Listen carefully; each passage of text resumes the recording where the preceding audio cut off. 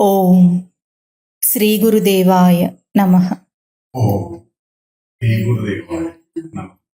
అవచ్ఛిన్న ఇవ అజ్ఞానాత్ అవచ్ఛిన్న ఇవ అజ్ఞానాత్ తన్నాసే సతి కేవలః తన్నాసే సతి కేవలః స్వయం ప్రకాశతే హ్యాత్మా స్వయం ప్రకాశతే హ్యాత్మా మేఘాపాయే అంశుమానివ. మేఘాపాయే ఉస్మానివ. ఆత్మబోధలో ఈ శ్లోకాన్ని మననం చేయాలి. ముందుగా ఆత్మబోధ అంటే ఏమిటి? ఆత్మ గురించిన అవగాహన అని మననం చేస్తున్నాం. చెప్పేవాడి అవగాహన, వినేవాడి అవగాహన అంటే రెండు బోధయే. బోధ పదమే అట్లా. చెప్పేవాళ్ళది బోధయే, వింటున్న వాళ్ళది కూడా బోధయే. ఇద్దరు కూడా అవగాహన చేసుకోవటం అనే ఒక కర్మను ఆచరిస్తున్నారు అక్కడ. ఆత్మను అవగాహన చేసుకోవాలంటే ఎవరు చేసుకోవాలి? ఎవరికి ఆత్మస్వరూపము అనే ఒక అంశము మీద జిజ్ఞాస ఉంటే వాళ్ళు. ఆత్మ అంటే సంస్కృతంలో ఆత్మ అంటే ఏమిటో తెలియదు, కానీ ఇప్పుడు తెలుగులో మనం ఆత్మ అన్నాం అనుకో. ఇప్పుడు ఏమిటి ఆత్మ పదం యొక్క అర్థం? నేను. ఆత్మని గురించిన అవగాహన అంటే అదేదో దేనిదో గురించి చెప్తున్నారని అనుకుంటారు, కానీ ఆత్మ అంటే నేనే. ఇప్పుడు అది నేను అని ఎవరెవరికి అవగాహన ఉందో అందరికీ ఆత్మబోధ విధీయతే, అందరికీ విధింపబడింది. నేను అనకుండా చీమ కూడా ఉండదు.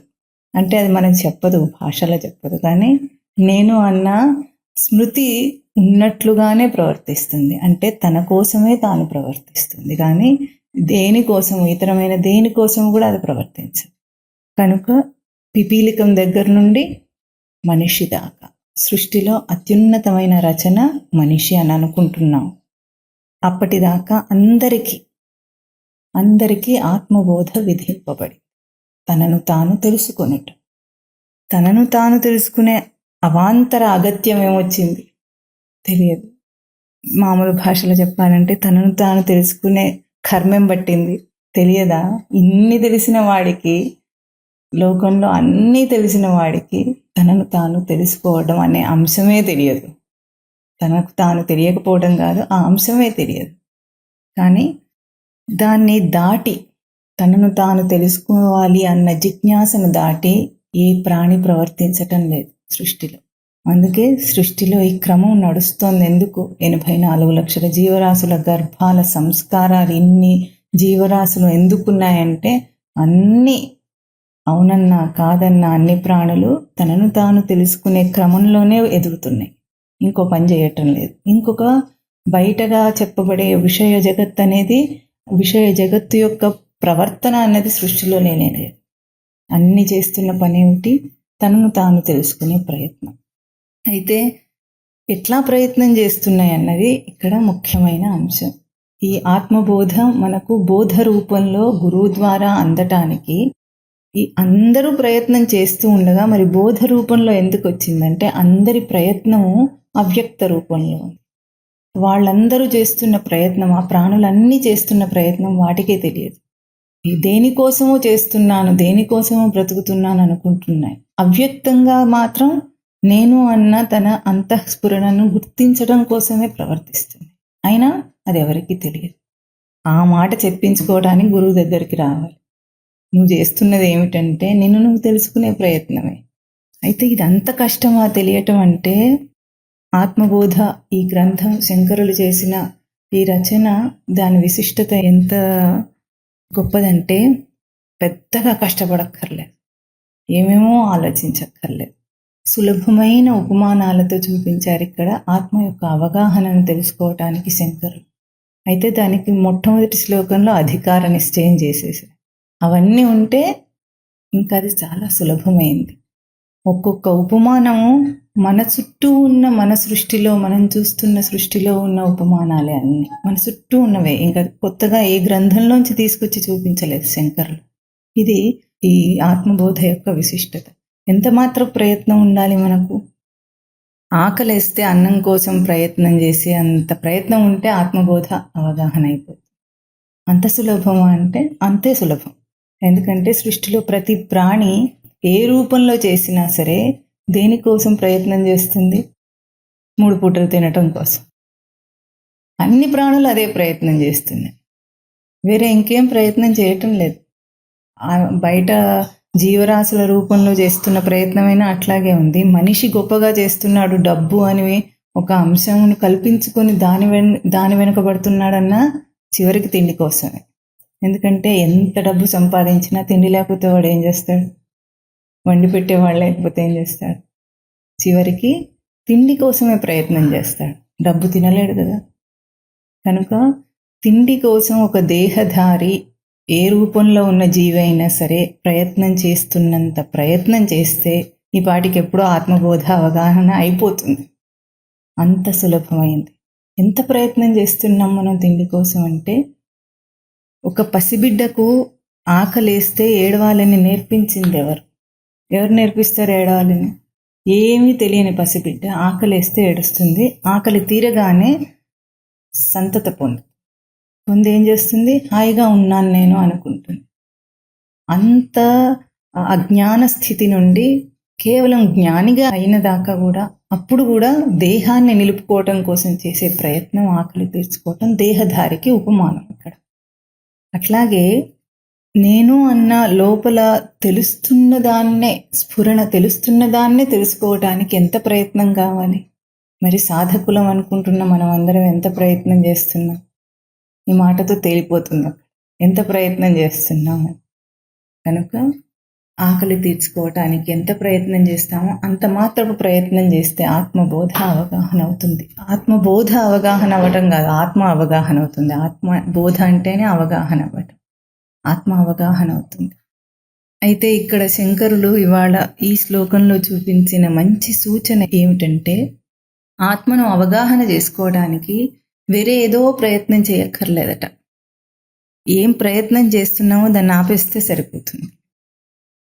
సృష్టిలో నేను అన్న గుర్తింపు, నేను తెలుసుకుంటున్నాను అన్న గుర్తింపు రెండున్నాయి. ఈ రెండింటిలో భేదము తన లోపల తనకు ఎట్లా తెలుస్తుంది అంటే, మామూలు భాషలో చెప్పాలంటే అహం అన్నాం అనుకోండి. అహం అంటే నేను, అహంకారం అంటే అహమునకు అహంకారమునకు తేడా ఎట్లా? ఒక చిన్న తేడా. నేను అన్న భావం, నేను అన్న స్ఫురణ అహం. నేను ఫలానా అంటే అహంకారం అయిపోతుంది. అంటే తనను తాను గుర్తించుకోవడానికి ఇంకొక దాన్ని ఎంచుకొని దాన్ని ఆధారం చేసుకొని నేను అన్నాడంటే అది అహంకారమే కూర్చుంటుంది. అంటే అహమునకు ఒక ద్వైత రూపాన్ని ఇచ్చామన్నమాట. అదే పదాన్ని వాడి ఇక్కడ ఇవాళ శంకరులు చెప్తున్నారు. అవచ్ఛిన్న ఇవ అజ్ఞానాత్, అజ్ఞానాత్ అవచ్ఛిన్న ఇవ. అవచ్ఛిన్న పదానికి అర్థం ఇక్కడ ఏం చెప్తున్నారంటే చిదిర్ద్వైధీకరణే ధాతువు చెప్తున్నారు.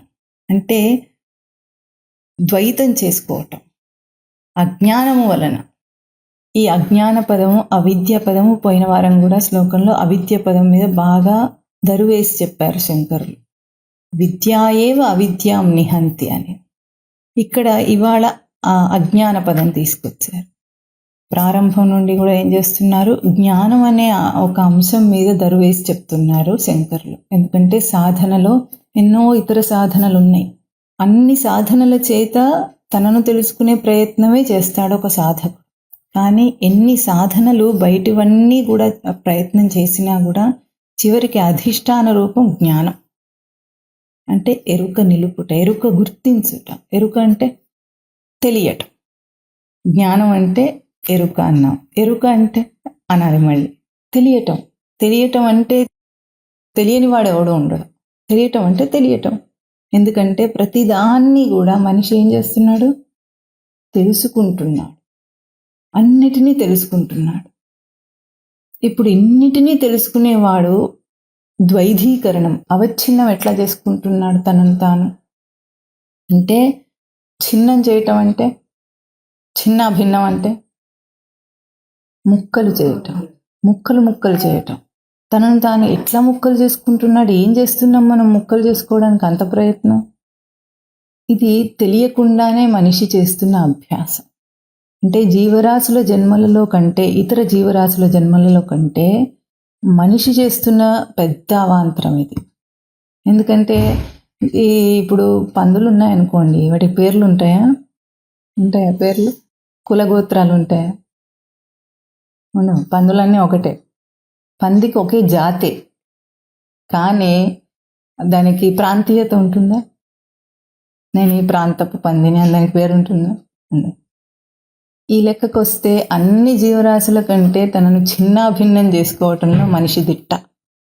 ఏ ఎరుక మనిషికి స్పష్టంగా జ్ఞానం ఒక్కటే తనకు విశేషమైన ధారణగా ఉందో, ఆ ధారణనే ముక్కలు ముక్కలు చేస్తాడు వీడి జ్ఞానం. అది అంటే తెలుసుకొనుట అన్న ప్రక్రియలో తనను తాను తెలుసుకోవటానికి ఎన్ని ముక్కలు చేయాలో అన్ని ముక్కలు చేస్తున్నాడట.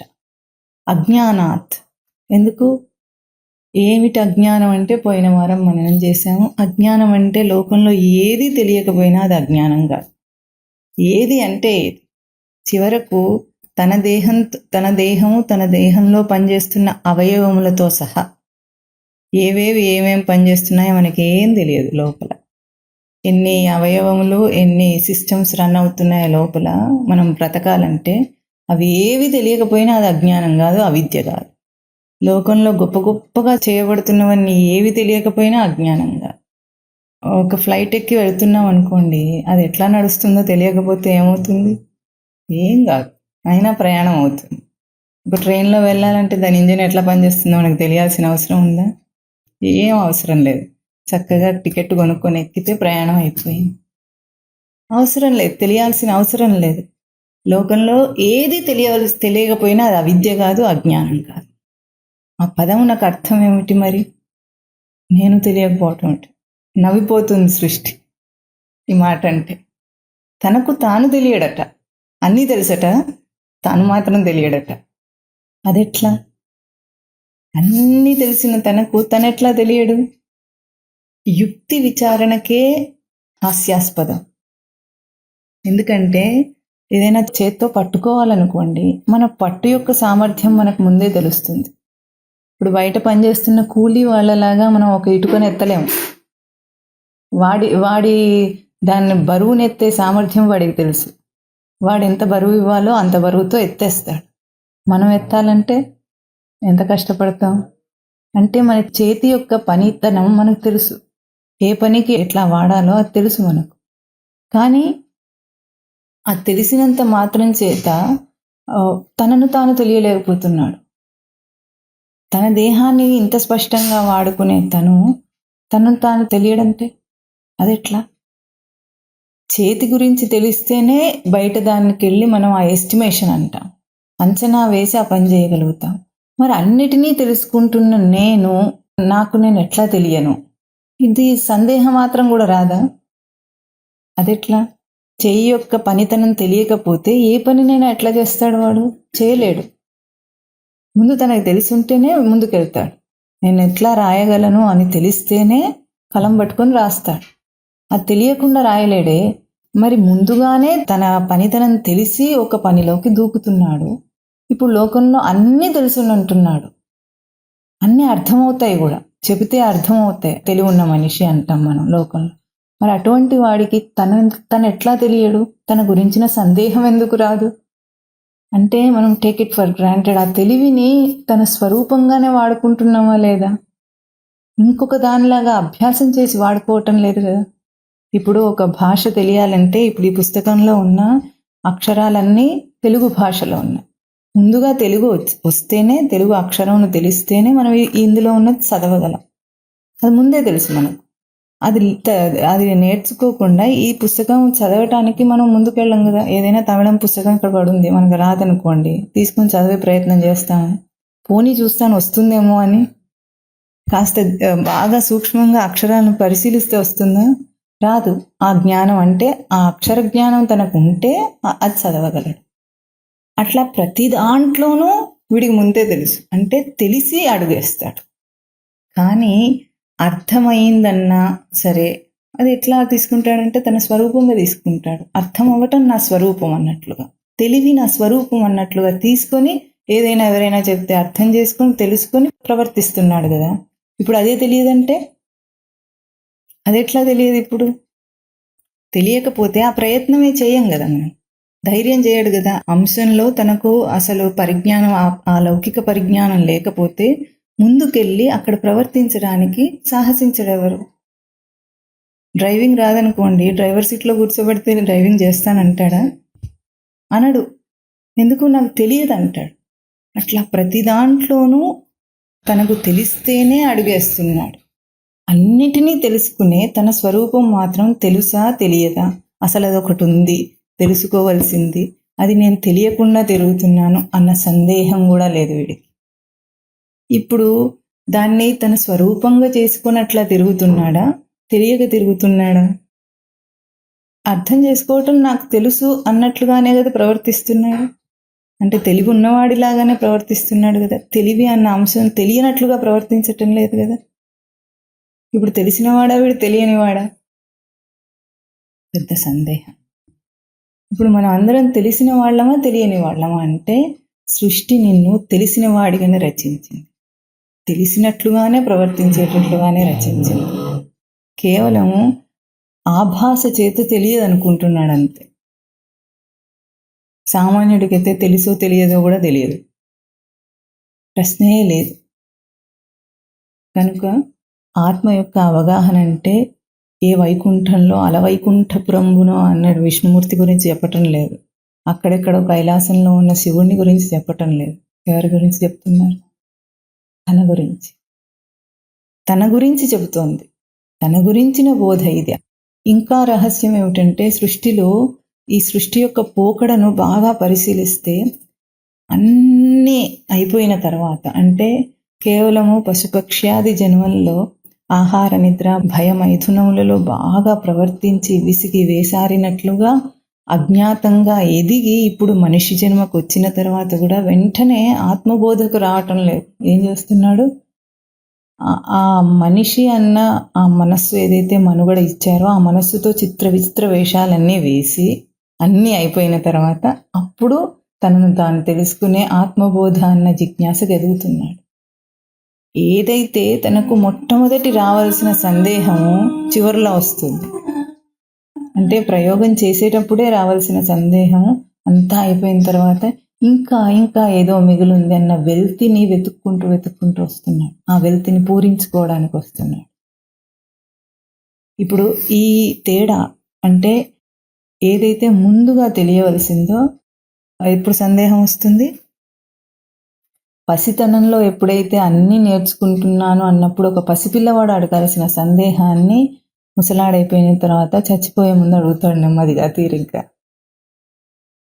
ఇప్పుడు ఏం చేద్దామని తెలుసుకొని మాత్రం ఏం చేస్తాడు? చేయటానికి ఏం లేదు.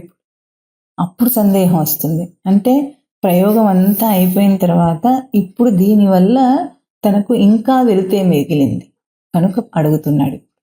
ఎన్ని సాధించినా వెళ్తే ఉంది తనకు, బయట ఎన్ని తెలుసుకున్నా వెళ్తే ఉంది తనకు. ఆ వెల్తి పూరించుకోవడానికి ఇప్పుడు సందేహం వచ్చింది వీడికి. ఇది కాదేమో, ఇంకా వేరే దారిలో వెళ్ళాలేమో అని ఇప్పుడు సందేహం వచ్చింది. ఎట్లాగూ గతానుగతికో లోకాన్ని లోకం వెనుక పరిగెత్తాడు. ఎంత దూరం వెళ్ళిపోయాడంటే తప్పుడు దారిలో మళ్ళీ వెనక్కి రావాలంటే ఇప్పుడు అంత కష్టపడాలి. కనుక తనను గురించిన బోధ అన్న అంశమును ఒక సాధకుడు ఎంత సీరియస్గా అంటే ఎంత శ్రద్ధగా తీసుకుని ఆచరించాలంటే ఎంత టైం పడుతుంది అప్పుడు తనను తాను తెలుసుకోవడానికి? ఇక్కడ నుండి సూర్యుడు ఎంత దూరంలో ఉన్నాడు అంటే ఏదో సైంటిస్ట్ చెప్తే మరి ఆ క్యాలిక్యులేషన్ అంతా తెలుసుకొని ఇప్పుడు అంతా అన్నారు. అంత దూరం ప్రయాణిస్తే సూర్యుడి దగ్గరికి వెళ్తాం అన్నాడు. అయినా మనకు సూర్యుడు కనిపిస్తున్నాడా లేదా? ఎట్లా కనిపిస్తున్నాడు? ఎక్కడున్నా కనిపిస్తున్నాడు. భూమి మీద ఎక్కడున్నా సరే సూర్యుడు కనిపిస్తున్నాడు. ఎంత దూరంలో ఉన్నా సరే కనిపిస్తున్నాడు. అదే తనకు తెలియని ఊరుందనుకోండి, పక్కనే ఉంది మచిలీపట్నం, 40 కిలోమీటర్లు ఉంటుంది. ఆ 40 కిలోమీటర్లైనా మనకు కనిపించటం లేదు. సూర్యుడు మాత్రం అంత దూరానున్నా కనిపిస్తున్నాడు. ఎందుకు? దగ్గరలో ఉన్నదేమో కనిపించటం లేదు, అంత దూరాన ఉన్న సూర్యుడు మనకు కనిపిస్తున్నాడు. సూర్యుడు వెలుగులోనే అన్ని చూస్తున్నాం గనుక. సూర్యుడు వెలుగు లేకపోతే మనం ఈ బయట ప్రపంచాన్ని చూడలేం గనుక. ఇది భౌతిక ఉపమానం. ఇప్పుడు ఆత్మ కనిపించాలంటే ఏం చేయాలి? దూరంగా ఉందా, దగ్గరగా ఉందా? అది ఇంతకు మధ్యలో గ్యాప్ ఎంత? పక్కింటికి మన ఇంటికి ఎన్ని అడుగుల దూరం ఉంది? మనం ఎంత వదిలితే అంత. 20 అడుగులు వదిలామనుకోండి, 20 అడుగుల దూరం ఉంది. ఆ రెండింటికి అంత గ్యాప్ ఉంది. అట్లాగే తన దేహానికి తనకు ఎంత దూరం ఉంది చెప్పండి. తన దేహానికి తనకు ఎంత దూరం ఉంది?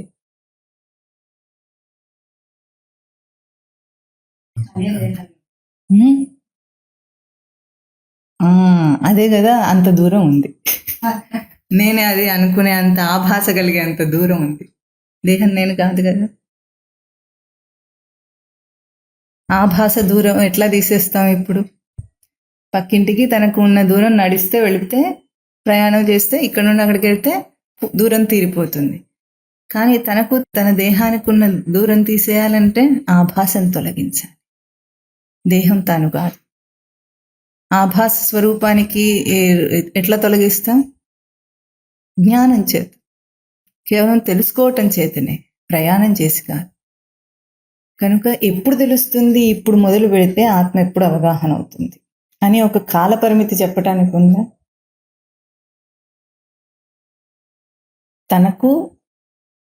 తనకు తన స్వరూపం అనటానికి లేదు. తన నుండి తాను ఎంత దూరంలో ఉన్నాడంటే కిలోమీటర్లలో కొలిచి చెప్పే దూరంలో లేడు. తన స్వరూపమే అది. కానీ తెలియనందువల్ల ఎంత దూరం అయింది? అది అగాధమైన దూరం ఉంటారు. ఎప్పుడు అర్థం అవుతుంది అంటే, పోయినసారి మననం చేసింది తేజస్తిమిర సంఘవత్. దీపం వెలిగిందంటే తర్వాత కాసేపటికి చీకటి పోదు. దీపం వెలగటమే చీకటికి లేని.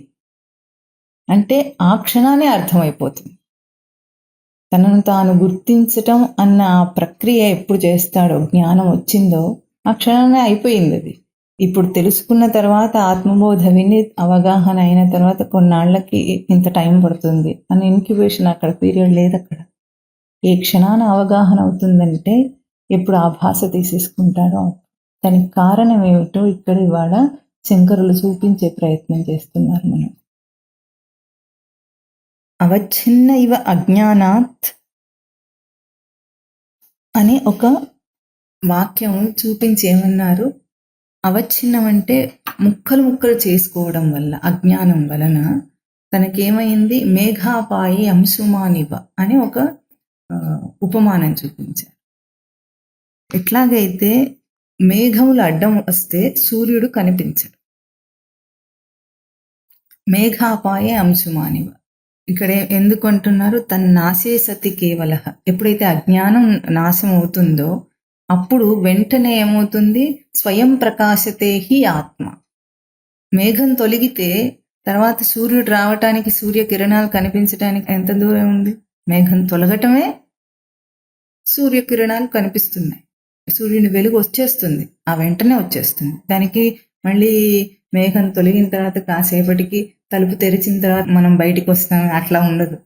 మనం ఎట్లా ఉంటాం? తలుపు తెరిచి మళ్ళీ బయటికి రావటం అనే పని చేస్తే అప్పుడు కాసేపటికి వస్తున్నాం అన్నట్లు కాదు.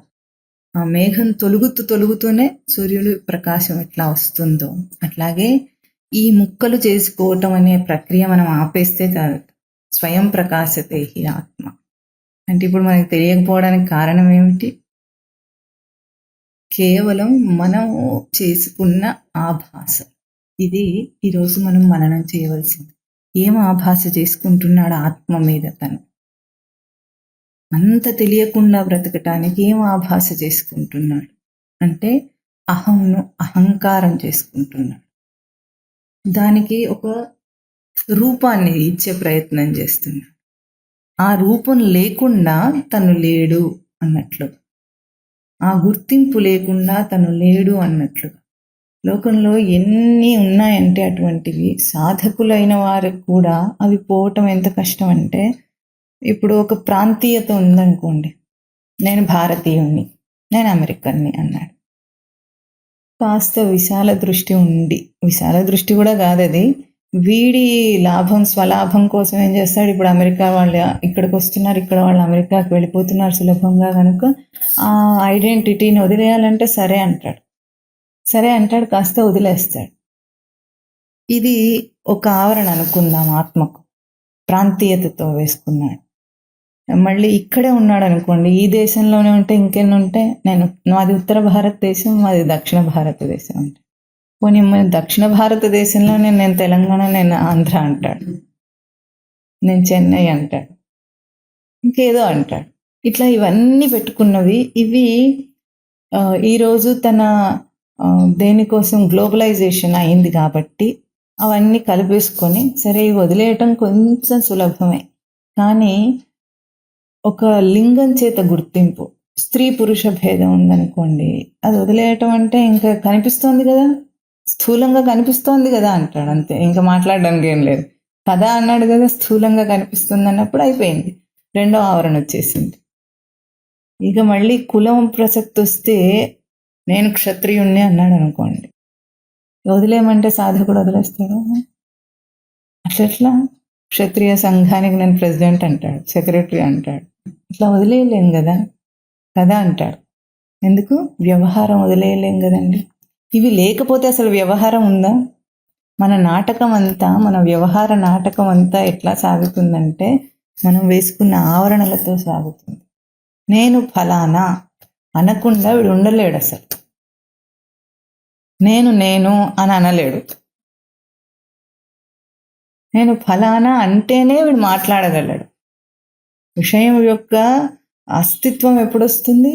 నేను ఫలానా అని వీడు ఏదో ఒక ఆచ్ఛాదనలో నింపుకుంటే కానీ రాదు. విషయం ఎట్లా వస్తుంది? అందరూ నేను లేకపోతే విషయాలు ఏముంటాయండి? ఏముండవు. అందరూ నేనైపోతే విషయం ఉంది? ఇంకా లోకం ఎట్లా నడుస్తుంది? నాటకం ఎట్లా నడుస్తుంది? వదల్లేము ఇవన్నీ. ఎన్ని పరిచ్ఛిన్నాలు చేసుకుని, ఎన్ని ముక్కలు చేసుకుని ఆత్మను ఆ రూపంలో నిలిపే ప్రయత్నం చేస్తున్నాం. అక్కడ ఎవరో ఒకరు ఒక నీలి రంగు చొక్కా వేసుకొని వెళ్తున్నాడు అనుకోండి, బ్లూ కలర్ షర్ట్ వేసుకొని వెళ్తున్నాడు, ఏమంటాం మనం? అతన్ని పిలవాలంటే ఏం చెప్తాం? ఆ బ్లూ కలర్ షర్ట్ వేసుకున్న అతన్ని పిలువ అంటాం. ఇవాళ బ్లూ కలర్ వేసుకుంటాడు, రేపు ఏం వేసుకుంటాడు? రెడ్ వేసుకుంటాడు, వైట్ కలర్ వేసుకుంటాడు. అప్పుడు అది అయిపోతాడా? ఇవాళ వేసుకున్న ఆ చొక్కా ఇవాళ విప్పేసి రాత్రికి ఇంకోటి వేసుకుంటాడు, రేపు ఇంకో రంగులో కనిపిస్తాడు. అప్పుడు ఇంకో కలర్ ఆ రంగుతో గుర్తించి అతన్ని మనం పిలవటానికి ప్రయత్నం చేస్తున్నాం. ఇప్పుడు మనం వేసుకున్నవి ఈ ఆవరణలు ఎట్లా ఉన్నాయంటే, ఒకటి వదిలితే ఇంకొకటి ఉంది వీడికి, ఇంకొకటి ఉంది. నేను ఈ ఫలానా కోర్స్ చదివాను, LLB అంటాడు, పక్కన అది పెట్టుకోండి. అది లేకుండా ఏమిటి రాయలేదేమిటి నా పేరు పక్కన అంటాడు. అట్లాగూ ఎన్నున్నాయి మనకు గుర్తింపులు.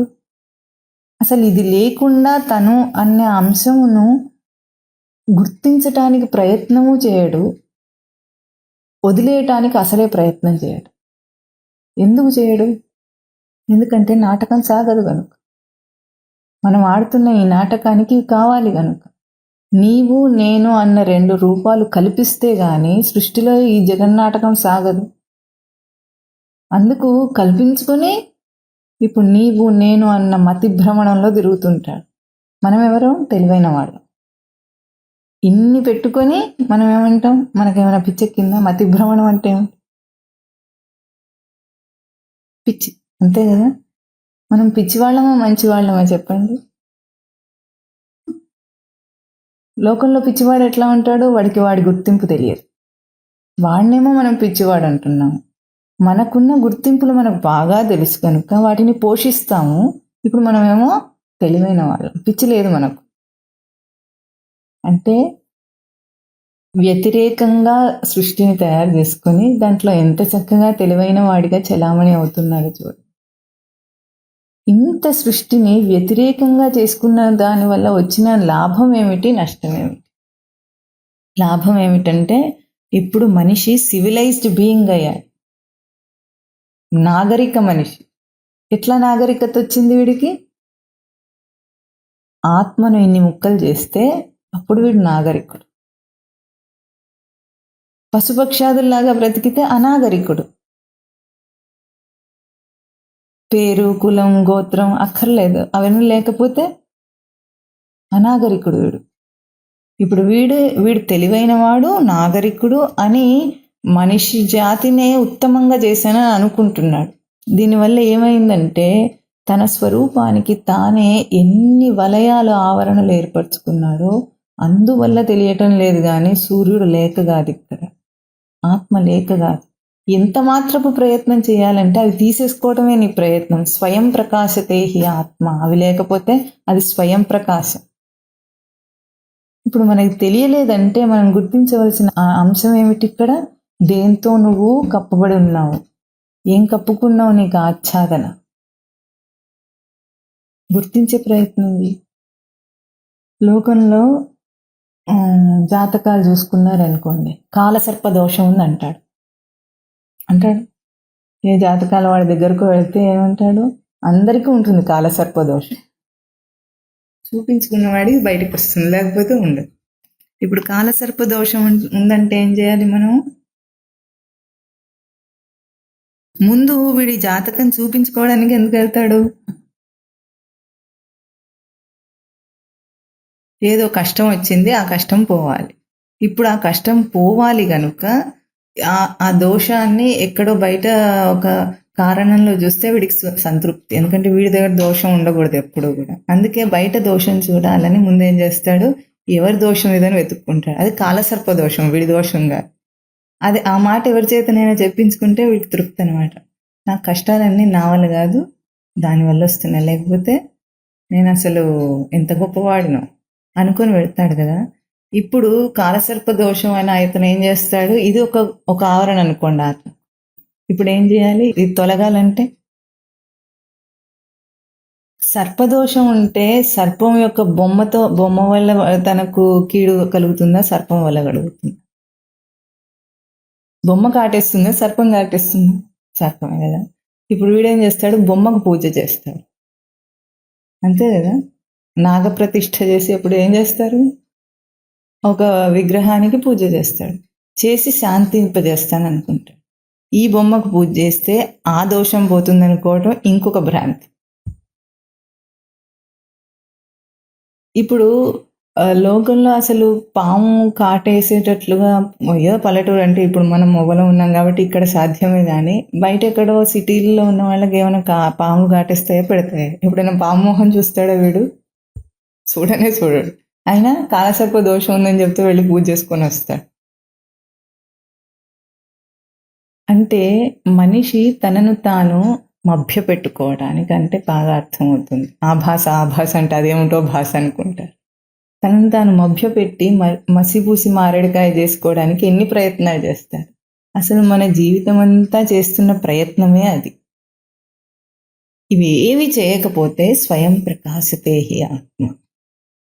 తన ఆత్మస్వరూపం తనకు స్పష్టంగా ఎరుకలో స్పష్టంగా తెలుస్తుంది. మసకగా కూడా కాదు, స్పష్టంగా తెలుస్తుంది.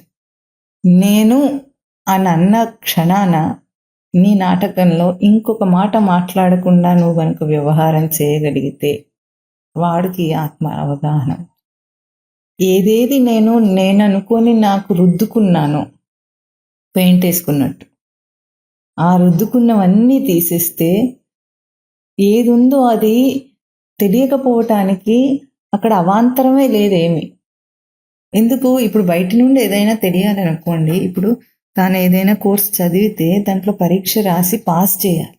వాళ్ళు పాస్ చేస్తే నీకు సర్టిఫికెట్ వస్తుంది. లేకపోతే నువ్వు చదువుకున్నప్పటికీ వాళ్ళు సర్టిఫికెట్ ఇవ్వకపోతే అది వ్యాలిడ్ కాదు. అదేదో వాళ్ళ మీద ఆధారపడి ఉన్నట్లుగా ఉంది. కానీ ఇక్కడ ఆత్మ అవగాహన తన యందు తనకే కలుగుతుంది, ఇంకెవరో తెచ్చిచ్చేది కాదు. తనలో తనకే, ఎవరు సర్టిఫికెట్ ఇవ్వక్కర్లేదు. ఇక్కడ తనలో తనకే వచ్చే అనుభూతి ఆత్మ. ఆ అనుభూతికి ఏం ప్రయత్నం చేయాలి? ఎన్ని విచ్ఛిన్నాలు కల్పించుకున్నామంటే మనకు జీవితం ఒక రోజు అంటే 24 గంటల్లో 3 అవస్థలను అనుభవిస్తున్నాం మనం. ఏమిటి? జాగ్రత్త అవస్థ, మేలుకున్న స్థితి, స్వప్న అవస్థ, కలగనే స్థితి, సుషుప్తి అవస్థ, గాఢ నిద్ర. ఈ 3 అవస్థలను అనుభవిస్తున్నాం. ఈ 3 అవస్థలను దేని ద్వారా కల్పించుకుంటున్నాము? జాగ్రత్త అవస్థ అంటే మనకు అర్థమవుతుంది, ఎందుకంటే స్పష్టంగా మనం ఈ అవస్థలో ఎక్కువ కాలం గడుపుతున్నాం. ఎట్లాగో ఇంద్రియాలన్నీ తేజోవంతమై, ఇంద్రియ గ్రహింపులన్నీ అంటే శబ్దస్పర్శ రూప రసగంధములన్నీ కూడా మనకు తెలుస్తున్నాయి అన్న రూపంలో, అవగాహన అవుతున్నాయి అన్న రూపంలో తేజోవంతమై ఉండి ఈ విషయాలన్నిటినీ కల్పించుకున్న ఏ స్థానం ఉందో ఇది జాగ్రత్త అవస్థ. మనకు అర్థమవుతుంది. ఎప్పుడైతే నిద్ర అన్న అవస్థలో స్వప్నం అన్నామో ఇవన్నీ కూడా యాక్టివ్గా లేవు, ఇంద్రియాలేవి యాక్టివ్గా లేవు అక్కడ. అంటే ఇంద్రియ గ్రహింపును తీసుకోవటానికి మనం ఇక్కడ సిద్ధంగా లేవు. మన దేహంలో ఉన్న ఈ చైతన్య స్వరూపం గ్రహింపు ఆ బయట నుండి ఇంద్రియ గ్రహింపును తీసుకోవటం ఆపేస్తుంది. స్వప్నంలో మనకు బాగా తెలుస్తుంది, అయినా ఊహా జగత్తు కనిపిస్తుంది. ఊహా జగత్తు ఎట్లా కనిపిస్తుంది? మరి బయటి గ్రహింపులే నాకు రాకపోతే నాటకం ఎట్లా నడుస్తోంది? ఇప్పుడు ఏమంటున్నాము, బయట ఇప్పుడు ఈ గది ఉందనుకోండి, ఈ గదిని మనము కళ్ళతో చూస్తున్నాం, దీని రూపం అర్థం అవుతుంది, డైమెన్షన్స్ ఉన్నాయి, దీనికి చెప్పగలం మనం, ఈ గది యొక్క కొలత ఏమిటని చెప్పగలుగుతున్నాం, కొలిచి చెప్పగలుగుతున్నాం.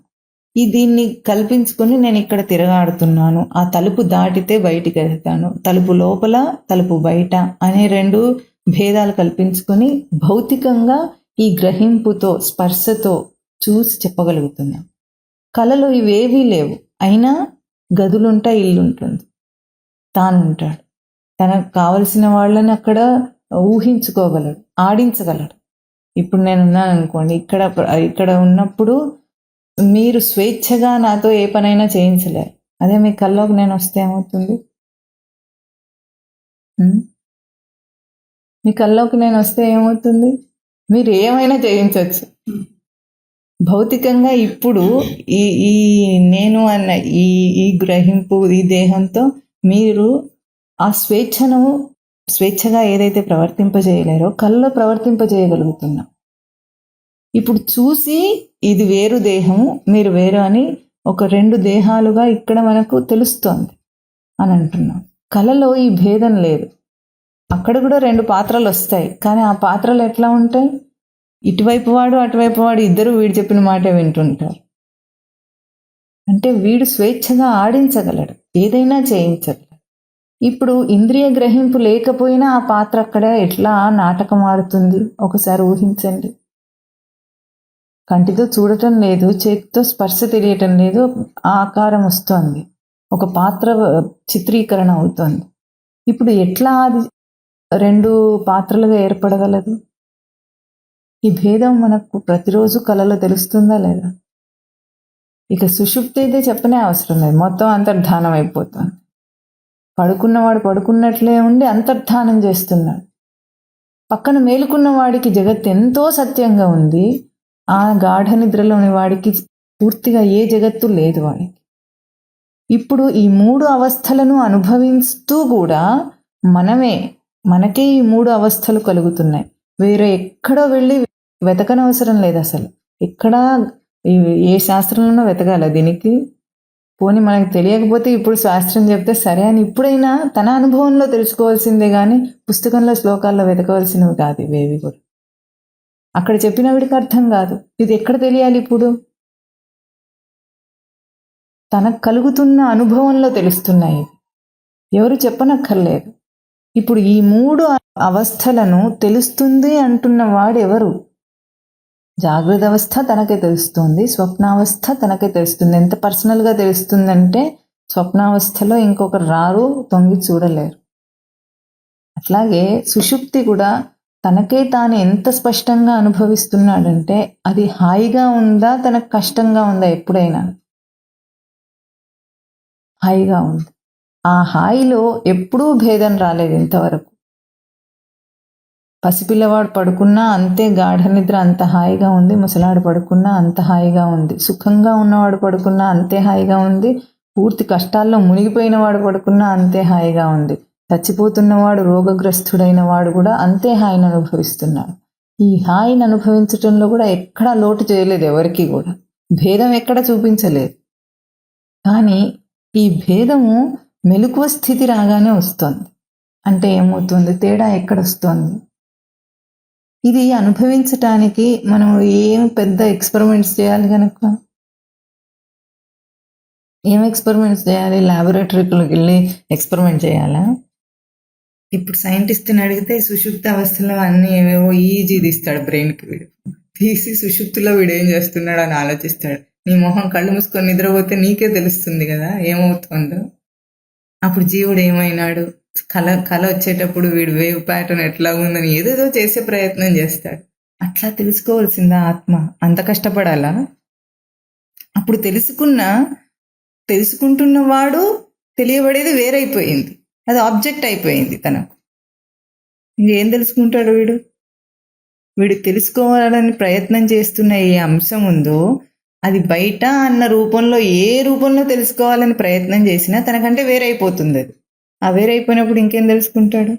తెలియటం అన్న ప్రక్రియ త్రిపుటి లేని ప్రక్రియగా జరిగితే తన అర్థమవుతాడు. త్రిపుటి అంటే తెలుసుకునేవాడు ఒకడు, తెలియబడేది ఒకటి. తెలుసుకొనుట అన్న ఒక ప్రక్రియ ఉంటే ఎంత దూరం, ఎంత శాస్త్ర పరిశోధన చేసి ఎంత ప్రయత్నం చేసినా ఆ తెలియబడేది ద్వైతమే అవుతుంది, బయటిది అవుతుంది. తనను తాను తెలుసుకునే ప్రక్రియలో త్రిపుటి లేని స్థానంలో ప్రయత్నం చేస్తే అక్కడ తన ఆత్మ తనకు అర్థమవుతుంది. సాధకుడు కూడా గుర్తించవలసింది ఏమిటంటే, నన్ను నేను తెలుసుకోవాలి. మన మాట వరుసకి ఇంకో మాట మాట్లాడలేము, ఇంకోలాగా వ్యక్తం చేయలేము. కాబట్టి తనను తాను తెలుసుకోవటం అంటున్నాం. తనను తాను తెలుసుకోవటం అంటే ఆ రెండు తనలు కూడా ఉండవు, అక్కడ రెండు తానులు కూడా ఉండవు. తెలుసుకునేవాడు తానే, తెలుసుకుంటున్నది తననే, తెలుసుకునుట అన్న ప్రక్రియ కూడా తానే. అక్కడ ప్రక్రియ కూడా ఇంకొకటి లేదు. అక్కడ త్రిపుటి లేకుండా ఎప్పుడు ప్రయత్నం చేస్తాడో అప్పుడు అర్థమవుతుంది. త్రిపుటి తీసేయడానికి మనకి ఏం కష్టం అంటే, త్రిపుటి ఎందుకు వస్తుంది అంటే కర్తాస్వరూపం యొక్క ఆభాస చేసుకుంటాం. ఎట్లాగైతే ఇందాక మనం ఏమన్నాము, లౌకికంగా ఎన్ని ఆభాసలు ఉన్నాయి, ఎన్ని పరిచ్ఛిన్నములు అంటే నేను ఫలానా అన్న గుర్తింపులు ఎన్ని ఉన్నాయో అవన్నీ కూడా లౌకికమైనవి, బయటవి. ఇవన్నీ వదిలేయగాక, అవన్నీ వదిలేసిన తర్వాత కూడా కర్త భోక్త అన్న ఆభాస తనకు వదలదు. అంటే పూర్తిగా సాధన స్థితిలో మనం ఇక్కడ మాట్లాడుతున్నాం. పూర్తిగా సాధకుడైన వాడు ఎట్లా ఉంటాడు, వాడి సాధనలో ముందుకెళ్ళటం ఎట్లా? ఎందుకంటే బయట వాటిని వదిలేసే ప్రయత్నం చేస్తే తీవ్రమైన జిజ్ఞాస ఉన్నవాడు సాధకుడు బయటివి ఎంత దాకా తన దేహం దాకా తీసుకుని మిగతా అన్ని గుర్తింపులను వదిలేయచ్చు, అవన్నీ లేకుండా తను ఉండొచ్చు. కానీ దేహంతో కర్తృత్వం, భోక్తృత్వం, దీన్ని వదలటం ఎట్లా? త్రిపుటి లేని ప్రయత్నంలోనే ఆత్మ అవగాహన అవుతుంది. ఆ త్రిపుటిని వదలాలంటే కర్తృత్వ భోక్తృత్వం అనే రెండు ఆభాసలు తనకు పోవాలి. ఈ రెండు ఆభాసలకు కారణం ఏమిటో దాన్ని శోధన చేస్తే స్వయం ప్రకాశతే హి ఆత్మ. ఇది ఇప్పుడు మేఘం తొలగితే ఎట్లాగైతే సూర్యరశ్మి తనకు అవగాహన అవుతుందో ఈ ఉపమానంలో అర్థం చేసుకుందాం. మేఘం అడ్డం వచ్చింది, మబ్బులు పట్టినాయి, సూర్యుడు కనిపించటం లేదు. సూర్యుడు రాలేదని అనేస్తాం మనం. మన భాషలో ఎట్లా అంటాం? సూర్యుడు రానే లేదు అన్న మాటలో ఇది సూర్యుడు కనిపించకపోవటం కూడా మనం ఏ వెలుతురులో చూస్తున్నాం? మబ్బులు పట్టినాయి, సూర్యుడు కనిపించటం లేదు. ఎవరు చెప్పారు? భౌతికంగా సూర్యుని వెలుగులోనే చెప్తున్నాం ఆ మాటను మనం. రాత్రిపూట చెప్పటం లేదు ఆ మాట, మనం రాత్రిపూట అంటున్నాం ఆ మాట, అనటం లేదు. పగటిపూట మబ్బులు అడ్డంగా ఉన్నాయి, సూర్యుడు కనిపించటం లేదన్నది కూడా సూర్యుడి యొక్క వెలుగులోనే తెలుస్తుంది మనకు. ఆ తొలగటము సూర్యుడి యొక్క వెలుగులోనే తెలుస్తుంది. అంటే కనిపించలేదు, కనిపించాడు అన్న మాట అంతా కూడా ఆ వెలుగులోనే మాట్లాడుతున్నాం. ఎందుకంటే అజ్ఞానం ఏమైనా ఉంటుందా? ఎందుకు ఆ మాట అంటున్నాం? మరి సూర్యుడు వెలుగులోనే చూస్తూ కూడా సూర్యుడు రాలేదని ఎట్లా అనగలుగుతున్నాము? ఎట్లా అంటున్నాం? ఎందుకు అంటున్నాం ఆ మాటను? భౌతికంగానే ఇది ఇల్లాజికల్ కదా.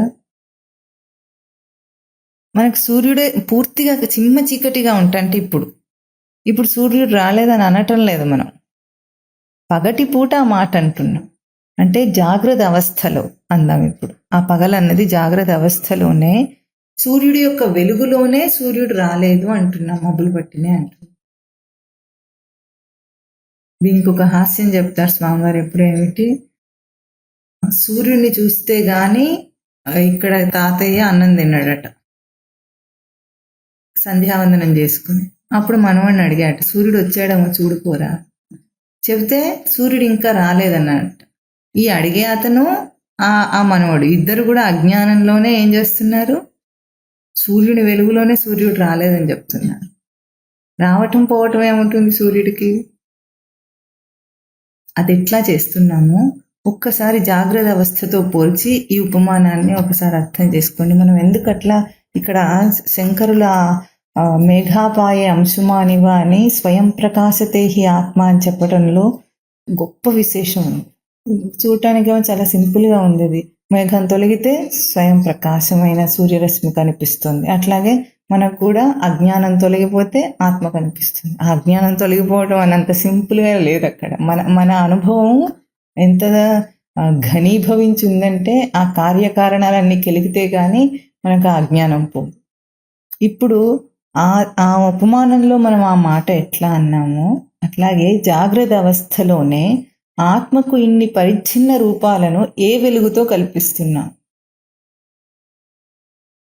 ఏ వెలుగుతో కల్పిస్తున్నాము? ఇంకేదైనా బయట వెలుగు వస్తుందా? నేను అంటే అహం అన్నా, నేను ఫలానా అంటే అహంకారం అన్నా. నేను ఫలానా అనాలంటే ముందు నేను గ్రహించాలా, ఫలానాను గ్రహించాలా? నేను లాయర్ అన్నాం అనుకోండి, నేను లాయర్ అంటే లాయర్ అన్న మాటకి నేను అన్న మాట అక్కడ కలపకపోతే నేను లాయర్ అన్న పదం చెప్పడానికే రాదు. వస్తుందా? అంటే తనను గుర్తించి తర్వాత ఆభాస చేసుకుంటున్నాడా, ముందుగానే చేసుకుంటున్నాడా? ఆభాస దేని మీద చేస్తున్నాం మనం? సూర్యుడి యొక్క వెలుగులోనే సూర్యుడికి మేఘం అడ్డం వచ్చింది అని చెప్తున్నాం మనం. అంత తెలివివంతులం మనం. అట్లాగే ఇక్కడేం చేస్తున్నాము, నేనుని గుర్తించి నేను ఆడ, నేను మగ, నేను బ్రాహ్మణ, నేను క్షత్రియ, నేను లాయర్, నేను డాక్టర్ అని అంటున్నప్పుడు ముందు నేను అంటున్నాం, తర్వాత దాన్ని అంటున్నాం. ఇప్పుడు ఇది తొలగించాలంటే మబ్బులు ఎట్లా తొలగుతాయి చెప్పండి భౌతికంగా? మబ్బులు తొలగటం ఎట్లా తొలుగుతాయి? నల్లటి మేఘాలు ఆవరించున్నాయి, అవి పోవాలంటే వర్షం రావాలి. వర్షం రావాలంటే గాలి వీస్తే వస్తుందా? భౌతికంగా ప్రక్రియ ఏమిటి? అసలు మేఘం ఏర్పడటానికి కారణం ఏమిటి? మేఘం ఏర్పడటానికి కారణం ఎవరు? సూర్యుడి కిరణాల వేడికి నీరు ఆవిరిగా మారి మేఘాలుగా ఏర్పడుతోంది. ఆ మేఘం చల్లబడితే వర్షిస్తుంది. ఇంతే కదా నేర్పించారు చిన్నప్పుడు.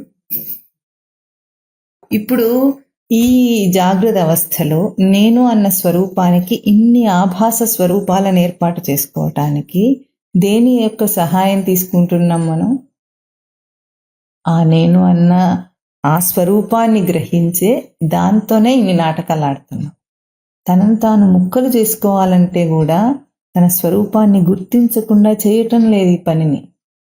ఎందుకు చేస్తున్నాడు? స్వప్నంలో అర్థమవుతుంది ఎందుకు చేస్తున్నాడు.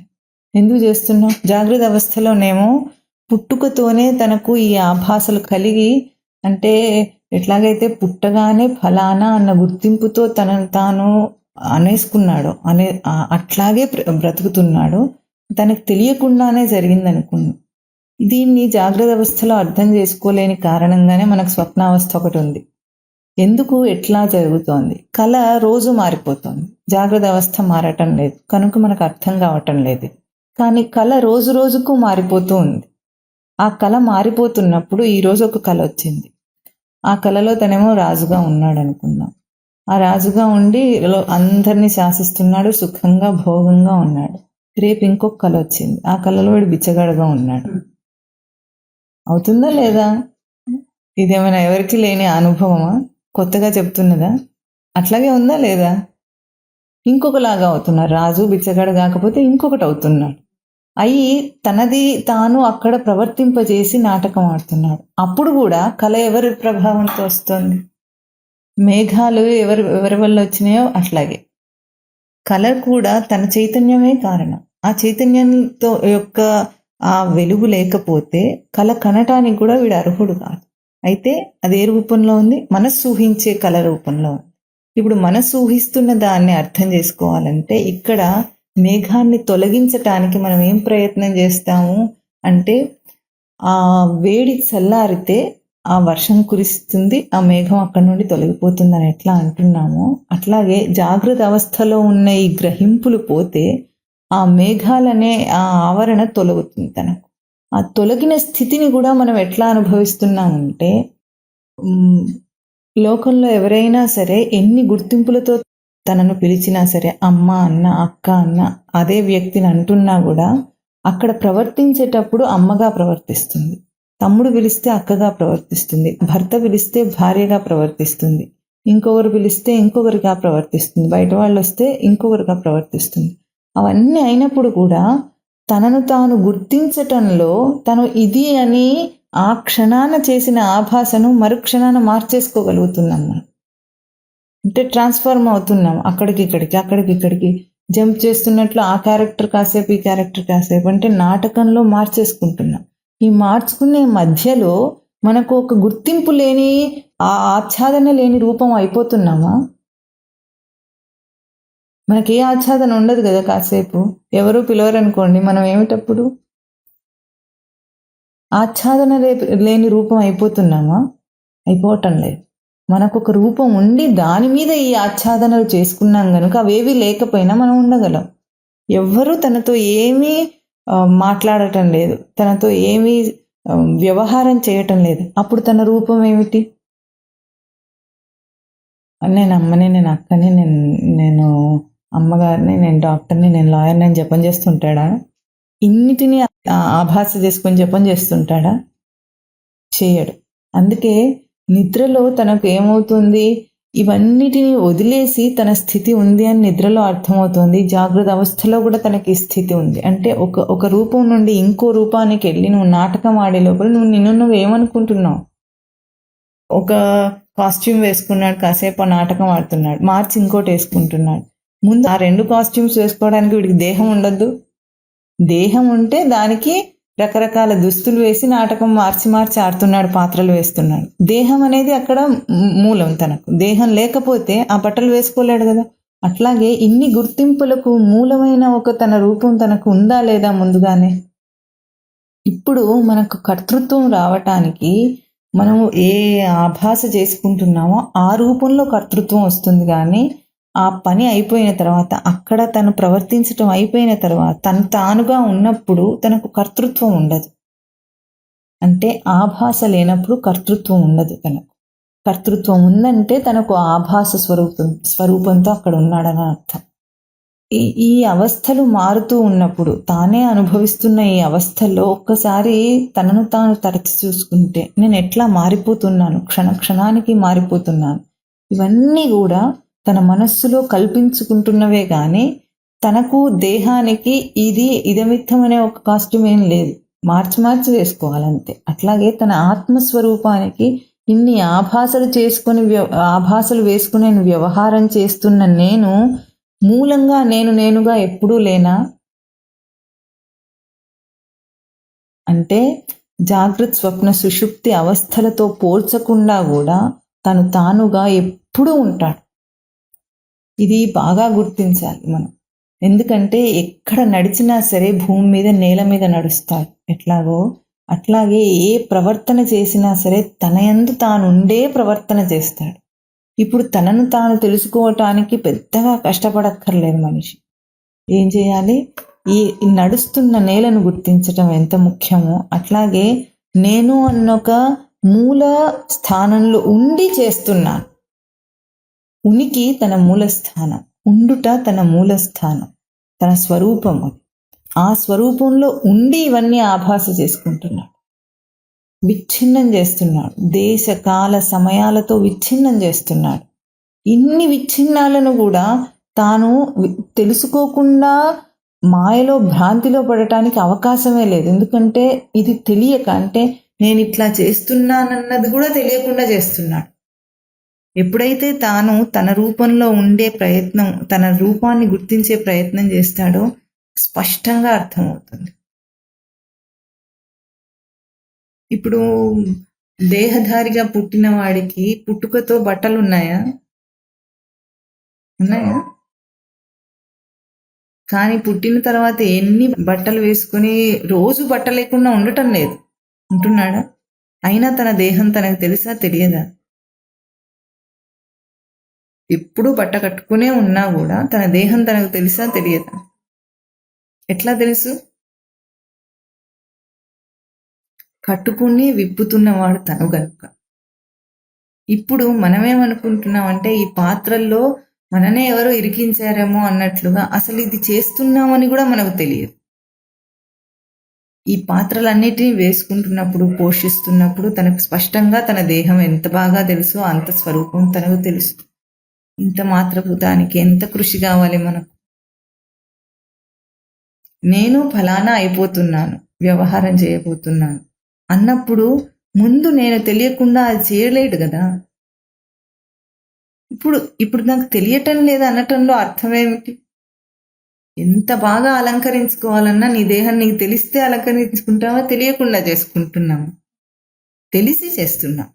అంతే తెలిసే చేస్తున్నాడు మనిషి.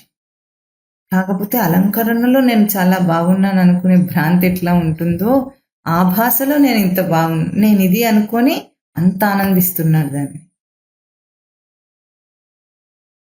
ఇది ఎక్కడ అర్థమైంది? మనకందరికీ తెలిసిన సత్యమే కదా, దాచిన సత్యం కాదు. ఏమిటి? శవాన్ని అలంకరిస్తే ఎవడు అందంగా ఉందని అన్నాడు. అంటాడా? ఎంత తెలివిలేని వాడైనా అనడు. ఎంత బాగా అలంకరించినా అనడు. ఏమీ అలంకరించుకోకపోయినా బ్రతుకున్న మనిషి వాడెట్లాగో, శవం వేరు ఎట్లాగో అది ఎట్లా తెలుస్తోంది నీకు? అట్లాగే నీ ఉనికి నీకు తెలియకుండా నువ్వు ఎన్ని ఆభాసలతో తిరిగినా శవాన్ని అలంకరించి తిరుగుతున్నట్టే. తనకు తాను తెలిస్తే తను ఏమీ గుర్తింపులు లేకపోయినా తాను ఒక చైతన్యం ఉన్న మనిషి ఎట్లాగో అట్లా. ఇది ఎట్లా తెలియాలి తనకు అంటే ఇక్కడ మనం గుర్తించవలసింది ఎప్పుడైతే కర్తృత్వం అంటే చేసేవాడిననే భావం. చేసేవాడిననే భావం ఎప్పుడొస్తుంది? బయట ఏదైనా ప్రక్రియ చేస్తే ఆ చేయుటలో తనను గుర్తిస్తే చేసేవాడినన్న భావం వస్తుంది. రెండు ప్రక్రియలు కర్మకు తేడా కూడా ఎట్లాగంటే ఒకటేమో చేయటం, ఒకటేమో తెలియటం. చేయటం వేరు, తెలియటం వేరు. ఈ తేడా చూపించటానికే మన దేహంలో జ్ఞానేంద్రియాలు, కర్మేంద్రియాల పనితీరు వేరుగా ఉంది. ఎట్లాగంటే కర్మేంద్రియాలు చేయటం అన్న పని దాకానే తెలుస్తుంది కానీ తెలియటం అన్న గ్రహింపును, జ్ఞానాన్ని ఇవ్వలేవు.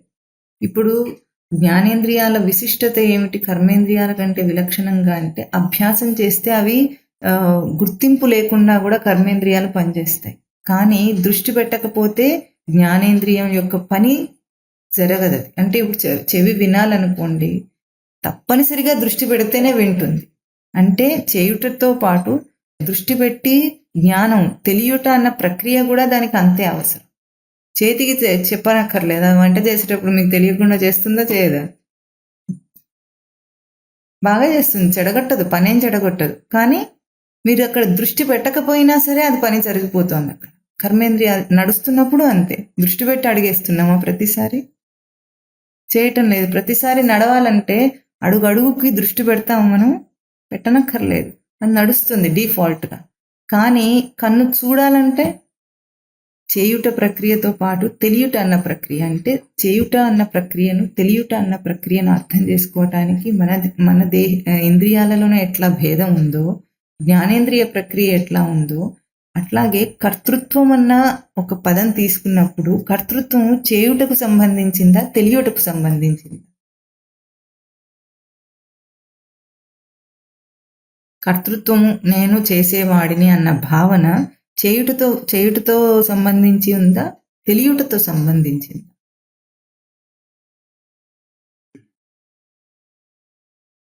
ఎట్లా తెలియుట? కర్తృత్వం తెలియటం అంటే ఇక్కడ బయట చేస్తున్న పనిని తెలియటం కాదు. ఇక్కడ కర్మేంద్రియాలు జ్ఞానేంద్రియముల ఉపమానంతో ఎట్లా చెప్పుకుంటున్నామో పని చేయుట అన్నాం అక్కడ. ఇప్పుడు ఉదాహరణకు ఒక గోడ కడుతున్నారు అనుకోండి. కట్టేవాడు ఎట్లా కడుతున్నాడు? తన కర్మేంద్రియాలతో కడుతున్నాడా, జ్ఞానేంద్రియంతో కడుతున్నాడా? చేతులతోనే కదా. మీరు వంట ఎట్లా చేస్తారో అతను గోడ అట్లా కడతాడు, మేస్త్రి కాబట్టి. మీరు వంట చేసేటప్పుడు మిమ్మల్ని మీరు తెలుస్తూ చేస్తారా? డిఫాల్ట్గా వంట చేయటం మీకు అలవాటైందా? ఇప్పుడు ఇంకా బాగా తెలియాలంటే వంట చేస్తూ ఇంకో ఆలోచన చేయగలరా? వేరే ఆలోచించగలరా లేదా? చేయొచ్చేంటి, చేస్తారు మీరు రోజు అదే పని. ఎవ్వరూ వంట చేస్తున్నంతసేపు కానీ కార్ డ్రైవ్ చేయటం కూడా చివరికి అంత దృష్టి పెట్టవలసిన విషయమైనా వాడు ఇంకోటి ఆలోచించగలరు. కానీ చూస్తున్నప్పుడు ఈ బొమ్మను ఒకవేళ నేను చూస్తున్నాను అనుకోండి, దాని మీద దృష్టి పెట్టకుండా ఇంకోటి ఆలోచిస్తే బొమ్మలో అక్షరాలు రాసున్నాయే అవి నేను చదవలేను. చదవగలనా?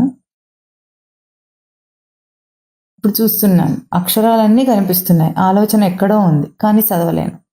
నేను చదవాలంటే మాత్రం ఆ బొమ్మ కనిపించడం సరిపోదు, నేను దృష్టి పెడితేనే అక్షరాలు చదవగలను. అంటే చూడటం అన్న ప్రక్రియ పూర్ణమవుతుంది అక్కడ. అంటే ఇక్కడ ఎప్పుడు భారం, కర్తృత్వ భారం మోస్తామంటే కేవలం చేయుటతో పోల్చినప్పుడే కానీ తెలియుట అన్న అంశం ఉంటే కర్తృత్వం ఉండదు మనిషి.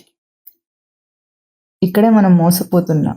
మనం కర్మేంద్రియముల ద్వారా భేదాన్ని ఇక్కడ ఉదాహరణగా తీసుకున్నప్పుడు ఏదైనా పనిని నేను చేశాను అన్నాను, లోకంలో నేను చేస్తే వంట అయ్యింది అని అన్నాం అనుకోండి, చేయుటతో పోల్చి మాట్లాడాం.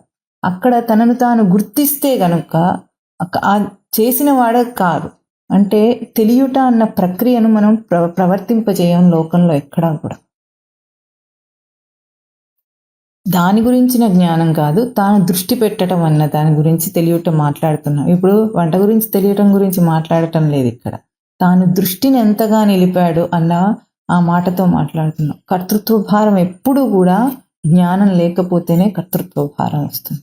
అంటే కేవలం బయట చేష్టలుగా పనులుగా మాట్లాడిన దాంట్లోనే కర్తృత్వ భారం వస్తుంది. కానీ ఎరుక అన్న ఆ అంశంలోకి తీసుకుంటే అప్పుడు కర్తృత్వ భారం ఉండదు. ఇంకా ఉదాహరణ అర్థం కావాలంటే, బయట ఈ పనులతోనే కాకుండా తెలివితో పనిచేసే పనులు ఉంటాయి కొన్ని. ఉదాహరణకు ఒక సైంటిస్ట్ ఉన్నాడు అనుకోండి, ఒక ల్యాబ్లో పనిచేస్తున్నాడు. ల్యాబ్లో పనిచేస్తున్నప్పుడు ఎంత దృష్టి నిలుపుతాడు? దృష్టి నిలిపి చేస్తాడా లేదా? అతను చేస్తున్న పరిశోధన మీద తనకు ఎంతో దృష్టి ఉంటుంది. ఆ దృష్టి ఉన్నప్పుడు బయట ఒక కూలివాడు పని చేస్తున్న భారము ఇతనికి ఉండదు తెలివితో పనిచేస్తున్నప్పుడు.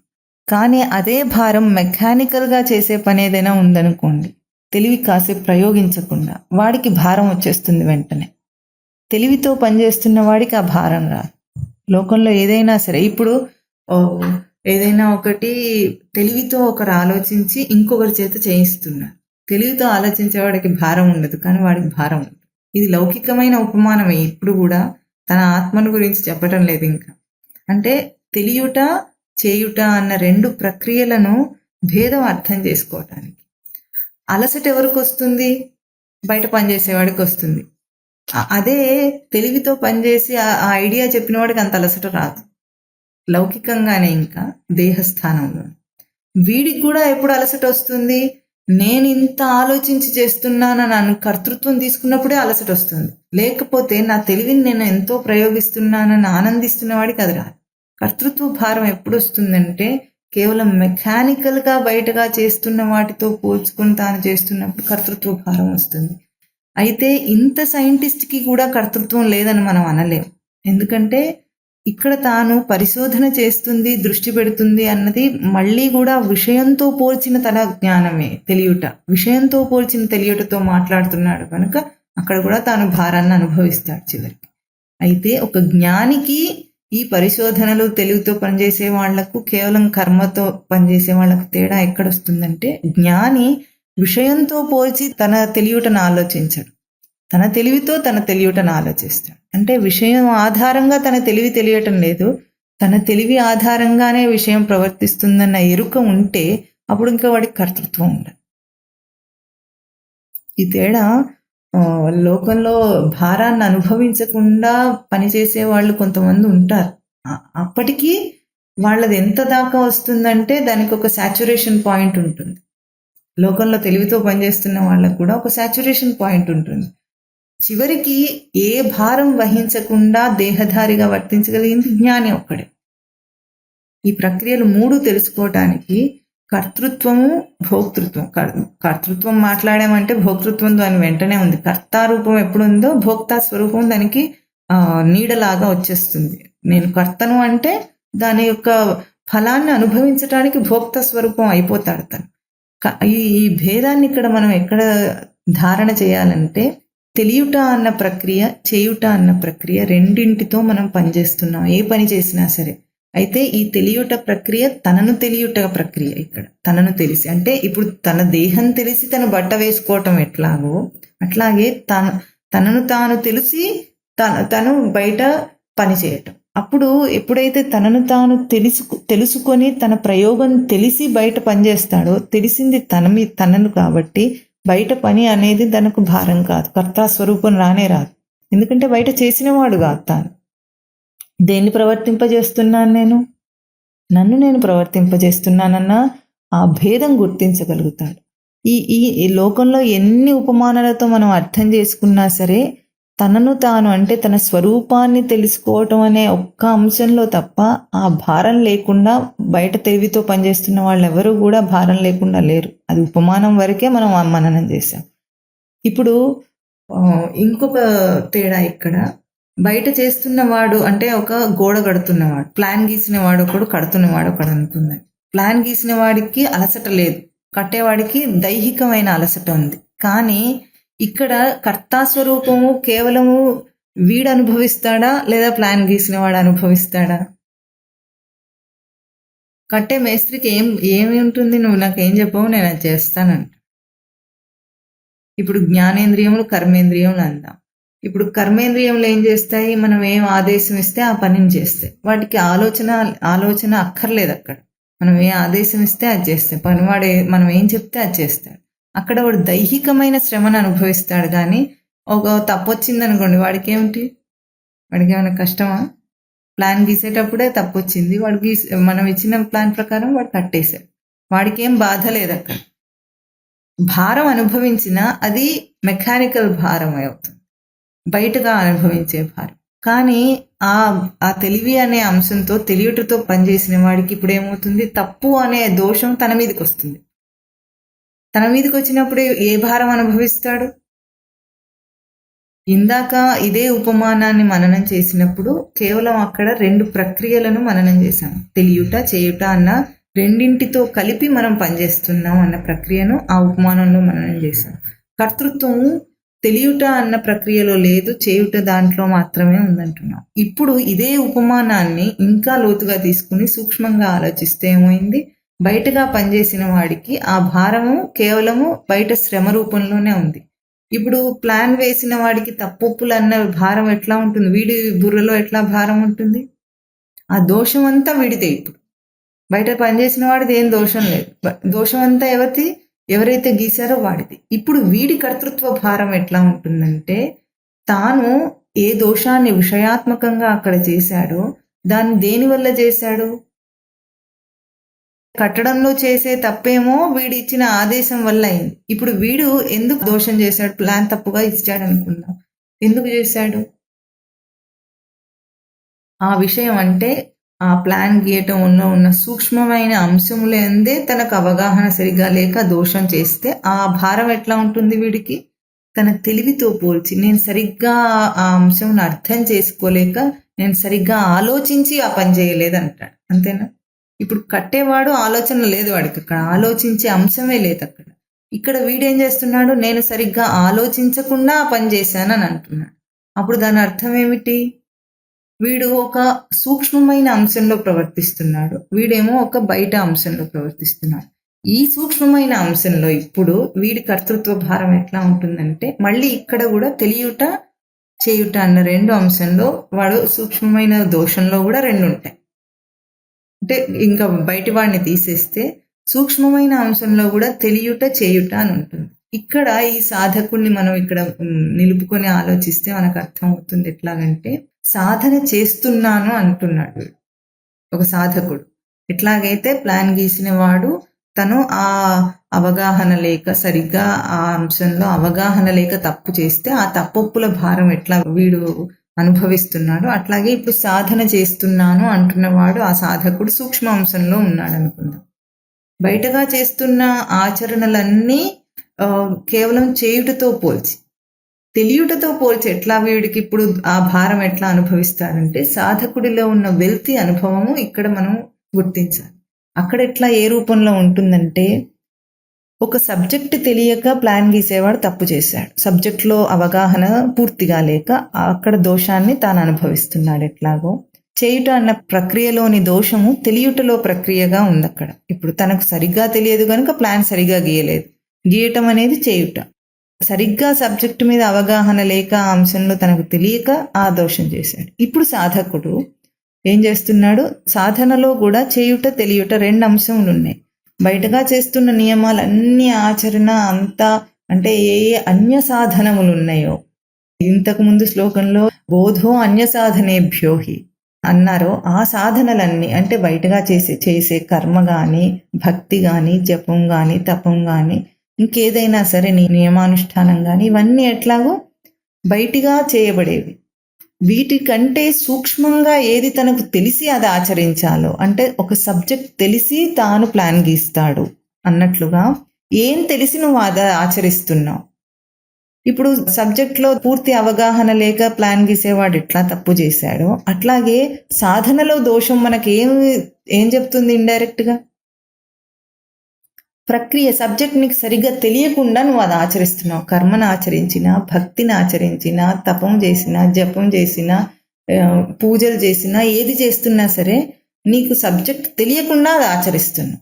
అప్పుడు ఏమైంది, బయటగా చేస్తున్న ప్లాన్ గీయటంలో దోషము ఆ సబ్జెక్ట్లో అవగాహన లేకపోవటం అని మనం చెప్పేస్తున్నాం. ఎట్లాగో సాధనలో ఇన్ని కర్మలను ఆచరిస్తున్న వాడికి అక్కడ చేయుట అన్న కర్మ జరుగుతోంది కానీ తెలియుట అన్నది జరగదు. ఆ తెలియుట ఏమిటి?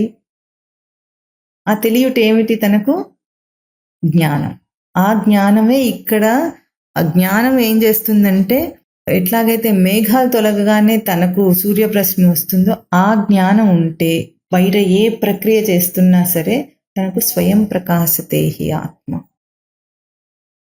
కేవలం అంతే కావాలట. ఇక్కడ ఏమంటున్నా, తన్నాసే సతి కేవల అజ్ఞానాత్, ఏ అజ్ఞానం వలన తన రూపాన్ని విచ్ఛిన్నం చేసుకుంటున్నాడో ఆ అజ్ఞానము కేవలం అది నశించినంత మాత్రం చేతనే ఏమవుతోంది, తన స్వరూపం స్వయం ప్రకాశిత. ఇప్పుడు మన ప్రతి ఆచరణలో మనం చేస్తున్న ప్రతి పనిలో కూడా సాధకుడు గుర్తించవలసింది. ఇప్పుడు కేవలం సాధకుడి అంశంలో మాట్లాడుతున్నాం. కేవలం సూక్ష్మమైన సాధనలో ఎట్లా ఉండాలంటే, తాను చేస్తున్నప్పుడు కర్తృత్వ భారం వస్తుంది అంటే తనకు తన సాధన కర్మ యొక్క విలువ చేయుట తెలియుట రెండు రూపాల్లో ఉంటుంది. చేయుట రూపంలో అయితే ఆచరిస్తున్నాడు, బాగా ఆచరిస్తున్నాడు స్పష్టంగా. తెలియుట అన్న అంశంలో అంటే సబ్జెక్ట్ తెలియటంలో వాడు పూర్ణం కాదు. ఆ పూర్ణం కానప్పుడు ఏమవుతుంది, ఆ కర్తృత్వ భారం వస్తుంది. ఎంతసేపు కర్తృత్వ భారం వహిస్తాడు వాడు ఆత్మను అవచ్ఛిన్న, ద్వైధీకరణం అంటే రెండో రూపం చేసుకుంటాడు. ఆ భారం లేకుండా ఉంటే ఎట్లా ఉంటుందంటే సహజ స్థితి. నది ప్రవహిస్తూ ఉంటే అది సహజ స్థితిలో ఉంటే అది కర్మ చేసినట్ట లేనట్లా? నదికి ప్రవహించటం, నీటికి ప్రవహించటం ఒక కర్మ అవుతుందా? అది సహజ స్థితి, అది సహజమైన ప్రక్రియ అది. అట్లాగే అగ్నిని వెలిగించామనుకోండి, ఊర్ధ్వంగా వెలుగుతుంది. అది భూమి ఆకర్షణ శక్తికి ఆపోజిట్గా వ్యతిరేకంగా పైకి వెలుగుతూ ఉంటుంది. అయినా ఆ కర్తృత్వ భారం అగ్నికి ఉంటుందా? కిందికి వెలుగుతుందా? అదేమైనా భూమి ఆకర్షణ శక్తికి లోనై కిందికి వెలుగుతుందా? వెలగదు, పైకే అగ్ని వెలుగుతుంది. ఆ వెలుగుతున్నప్పుడు దానికి కర్తృత్వ భారం నేను ఏదో చేస్తున్నట్టు కష్టపడి చేస్తుందా? అగ్నికి శిఖలు పైకి వెలగటం అనేది స్వరూపం. అది ఎట్లాగైతే గాలి వీచటంలో గాలికి ఏం కర్తృత్వ భారం ఉందా? దానికి ఏమైనా ఏం లేదు. అంటే సహజ ప్రక్రియలన్నీ ఎట్లాగైతే భారం లేకుండా జరుగుతున్నాయో అట్లా తన స్వరూప స్థితిని నిలుపుకున్న సాధకుడికి సాధన భారం లేదు. భారం ఏముంది? ఇప్పుడు ఎట్లాగైతే ఆ ప్లాన్ వేసిన వాడు దోషం చేశాడో ఆ దోషంలో తాను ఏం గుర్తిస్తాడు? నాకు సరిగ్గా అవగాహన లేదు. ఇప్పుడు ప్లాన్ వేస్తున్నప్పుడు పిల్లర్కి ఎంత స్ట్రెంగ్త్ ఇవ్వాలి అని అన్నాడు. ఆ సబ్జెక్ట్ మీద బాగా అవగాహన ఉన్నవాడు ఏం చేస్తాడు? సరిగ్గా ఇస్తాడు. అది దాంట్లో ఏదైనా దోషం వచ్చింది, తేడా చూపించాడు అనుకోండి, అంటే అర్థం ఏమిటి?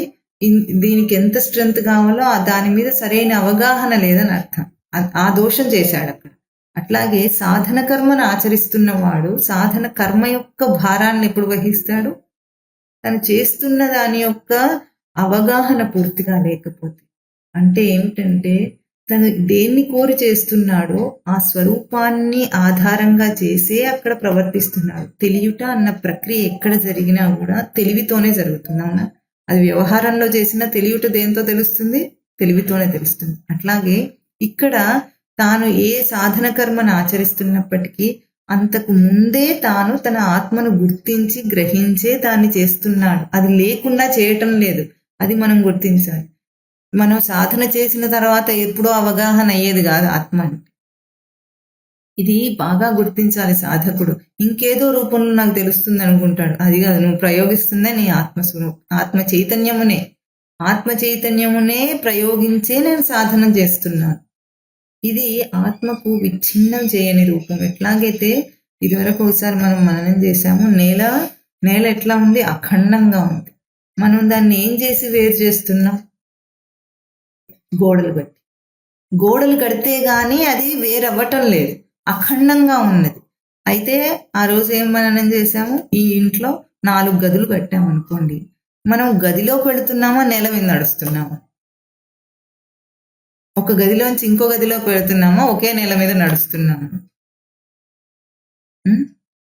గోడను చూసి మాట్లాడితే ఒక గదిలోంచి ఇంకో గదిలోకి వెళుతున్నారు. నేలతో మాట్లాడితే నేల ముక్కలైపోలేదు, అక్కడ ఒకే నేలగానే ఉంది. గది నీ భ్రాంతి. నువ్వు గోడలు ఎన్నన్నా కట్టుకో, నీ భ్రాంతి అది.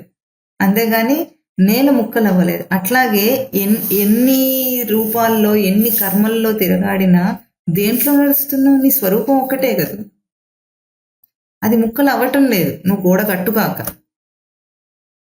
గోడ కట్టినా అది ముక్కలేం అవ్వదు. నీ తృప్తి కోసం నువ్వు కట్టుకోవాల్సిందంతే, నీ భ్రాంతి. అట్లాగే ఇక్కడ ఎన్ని రూపాలను ఆపాదన చేసినా ఆత్మ ముక్కలైపోలేదు అక్కడ. దీనికి కారణం ఏమిటి? గోడలు కట్టుకోవడానికి మనకు కారణం ఏమిటి చెప్పు? హాస్యం కాదు, ఆత్మ మీద ఆ ప్రయోగం చేస్తున్నామా, చేయటం లేదా? నాది అని మనం పర్సనలైజ్ చేసుకుంటాం, అంతేనా? ఇక్కడ కట్టేసుకొని ఇప్పుడు నాది, ఇది పార్టిషన్ ఏర్పడి నాది అని అనుకోవడం కోసం కడుతున్నాం. అవునా? ఇప్పుడు ఆత్మ మీద ఆపాదన దేనికోసం చేస్తున్నాం? అదే నేల మీద నడుస్తున్నాం. అన్ని గదుల్లోకి వెళ్ళినా అదే నేల మీద నడుస్తున్నాం. గోడ ఎందుకు కట్టుకుంటున్నాం? ఇక్కడ ఒక పర్పస్ ఉంది. లౌకికంగా ఇంట్లో ఒక్కొక్క గోడ వేరు చేసినందువల్ల మనకు వచ్చే లాభం ఆలోచించి చెప్పాలి మీరు. దాంతో పోల్చుకొని మన ఆత్మస్వరూపానికి మనం ఎందుకు అట్లా చేసుకుంటున్నాం? హాల్ లాగా ఉందనుకోండి, 4 మనుషులు ఉన్నారంటే నాకు ఒక వేరు గది కావాలంటాడు వీడు. అవునంటాడు? అదే నేల గదిరా, ఉండు అంటే ఉంటాడు? తలుపులు కిటికీలు దానికి ఇన్ని ఉండాల్సిందే వాడికి, అంతేనా? ఇది ఎందుకు చేసుకున్నాము? నాది అన్న ఒక రూపాన్ని ఇవ్వటానికి చేసుకున్నాం అక్కడ. అంటే ఒక వ్యక్తిగత రూపంలో ఇరికించటానికి చేసుకున్నాం. ఆ వ్యక్తిగత రూపంలో ఇరికించటానికి మనం చేసుకున్నది గదులతో పోల్చినట్లుగా కాకుండా తన ఆభాసలో ఆలోచిస్తే ఒక్కటి చేసుకోవటం లేదు. మనం ఎన్ని చేసుకుంటున్నాము? అసలు ఒక్క క్షణం కూడా ఆ ఆభాస లేకుండా మనం ఉండలేనన్ని చేసుకుంటున్నాం. అంటే నేను ఫలానా అనకుండా ఉండలేకుండా చేసుకుంటున్నామా? మన వ్యవహారం కోసం ఇన్ని చేసుకుంటున్నామా? ఇక్కడ ఈ కర్తృత్వ భారాన్ని తీసేసుకొని అట్లా ఉండి కూడా, దేహధారిగా ఉండి కూడా, గుర్తింపబడుతూ ఉండి కూడా ఆ కర్తృత్వ భారం లేకుండా ఉండాలంటే మనకు తెలియాల్సింది ఏమిటి? గోడలు కూల్చేయాల్సిన అవసరం ఉందా? గుర్తింపులో ఏముండాలి? గోడలు కట్టినంత మాత్రం చేత నేల అఖండం అని తెలియాలి. నాది అన్నది నాది అయిపోలేదు, అది నేల అఖండంగానే ఉంది.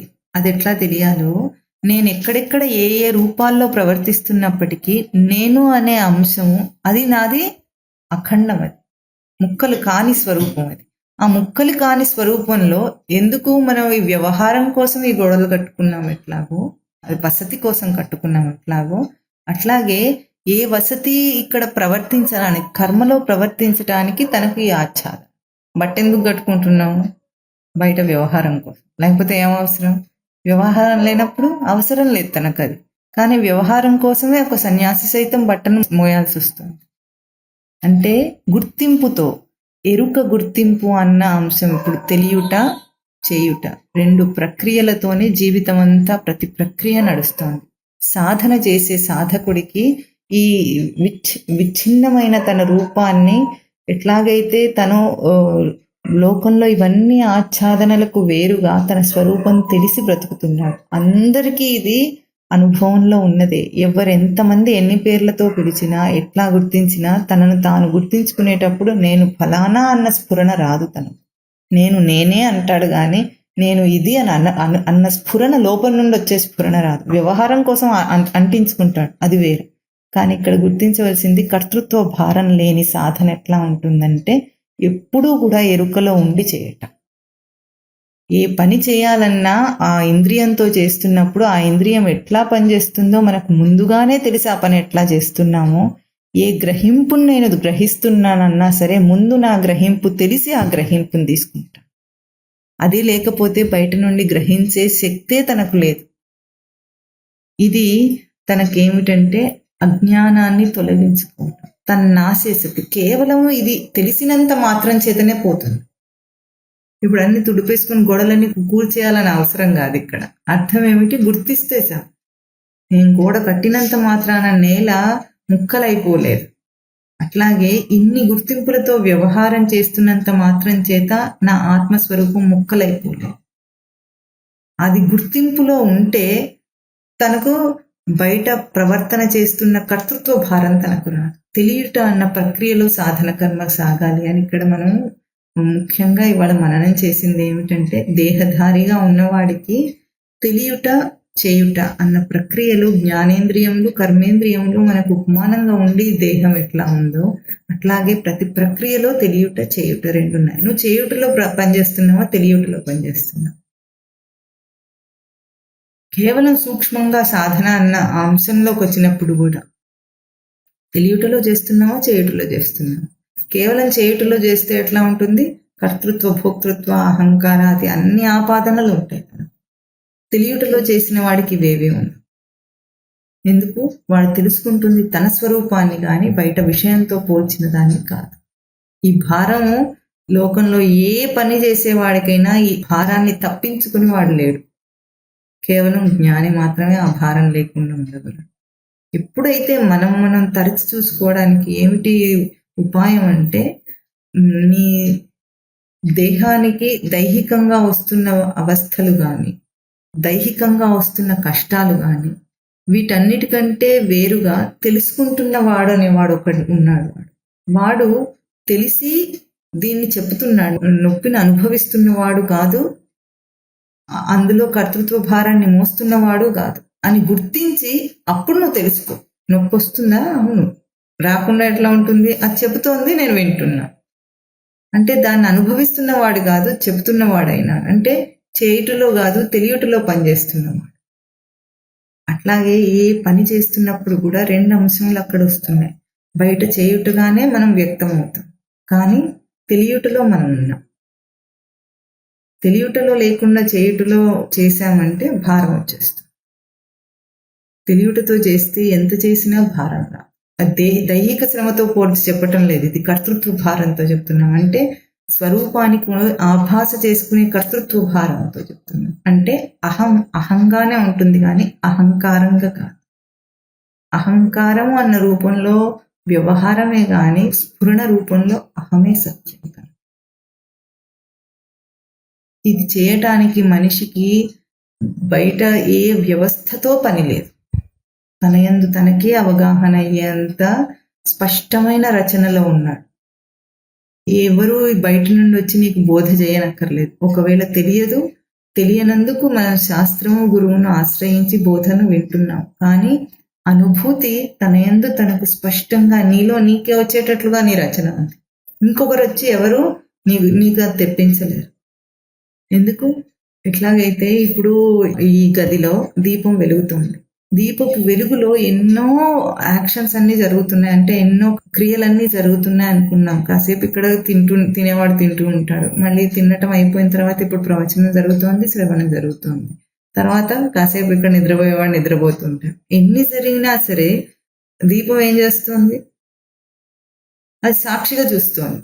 అట్లాగే నీలో నువ్వు సాక్షిగా ఉన్నావు. నువ్వు సాక్షి స్వరూపమై ఉన్నావు కనుకనే నీకు అన్నీ తెలుస్తున్నాయి. నువ్వు కాసేపు ఇది చేస్తున్నావు, కాసేపు అది చేస్తున్నాను, కాసేపు ఇది అవుతుంది, కాసేపు ఇది అవుతుంది అని. దీపానికి ఒక్కదానికే అన్నీ తెలుస్తున్నాయి. నాటకం ఆడేవాడికి కాసేపు ఇక్కడ పని చేసి వెళ్ళిపోయి ఇంకొకటి వచ్చి ఇంకోటి చేస్తాడు, అందరికీ అన్నీ తెలియవు. అది చేస్తున్న వాడికి అదే తెలుస్తుంది, వాడు వెళ్ళిపోయి ఇంకొకటి వచ్చి ఏం చేశాడో తెలియదు. అట్లాగే దీపంకి మాత్రమే అన్నీ తెలుస్తున్నాయో, నీలో తెలియట అన్న స్థానంలో నువ్వు పనిచేస్తూ ఉంటే నీ ఇంద్రియ ప్రక్రియలు నీకు అర్థమవుతాయి. ఇంద్రియముల ద్వారా దేహం ఆడుతున్న ఆ స్పర్శలను గ్రహిస్తూ ఇష్టము అనిష్టము సుఖము దుఃఖము అని ఏది అనుభవిస్తుందో అవన్నీ నీకు అర్థమవుతాయి. ఎప్పుడు తెలియట స్థానంలో నువ్వు ఉంటే, చేయుట స్థానంలో తెలుస్తున్న వాడిగా నువ్వు ఉంటే అన్నీ నీకు అర్థమవుతున్నాయి. ఆ అర్థమవుతున్న స్వరూపం నేను కానీ చేస్తున్న వాడిని నేను కాదు. కనుక ఇక్కడ జ్ఞానం అంటే తెలియట స్వరూపం. ఇక్కడ చూపించింది ఏమిటి?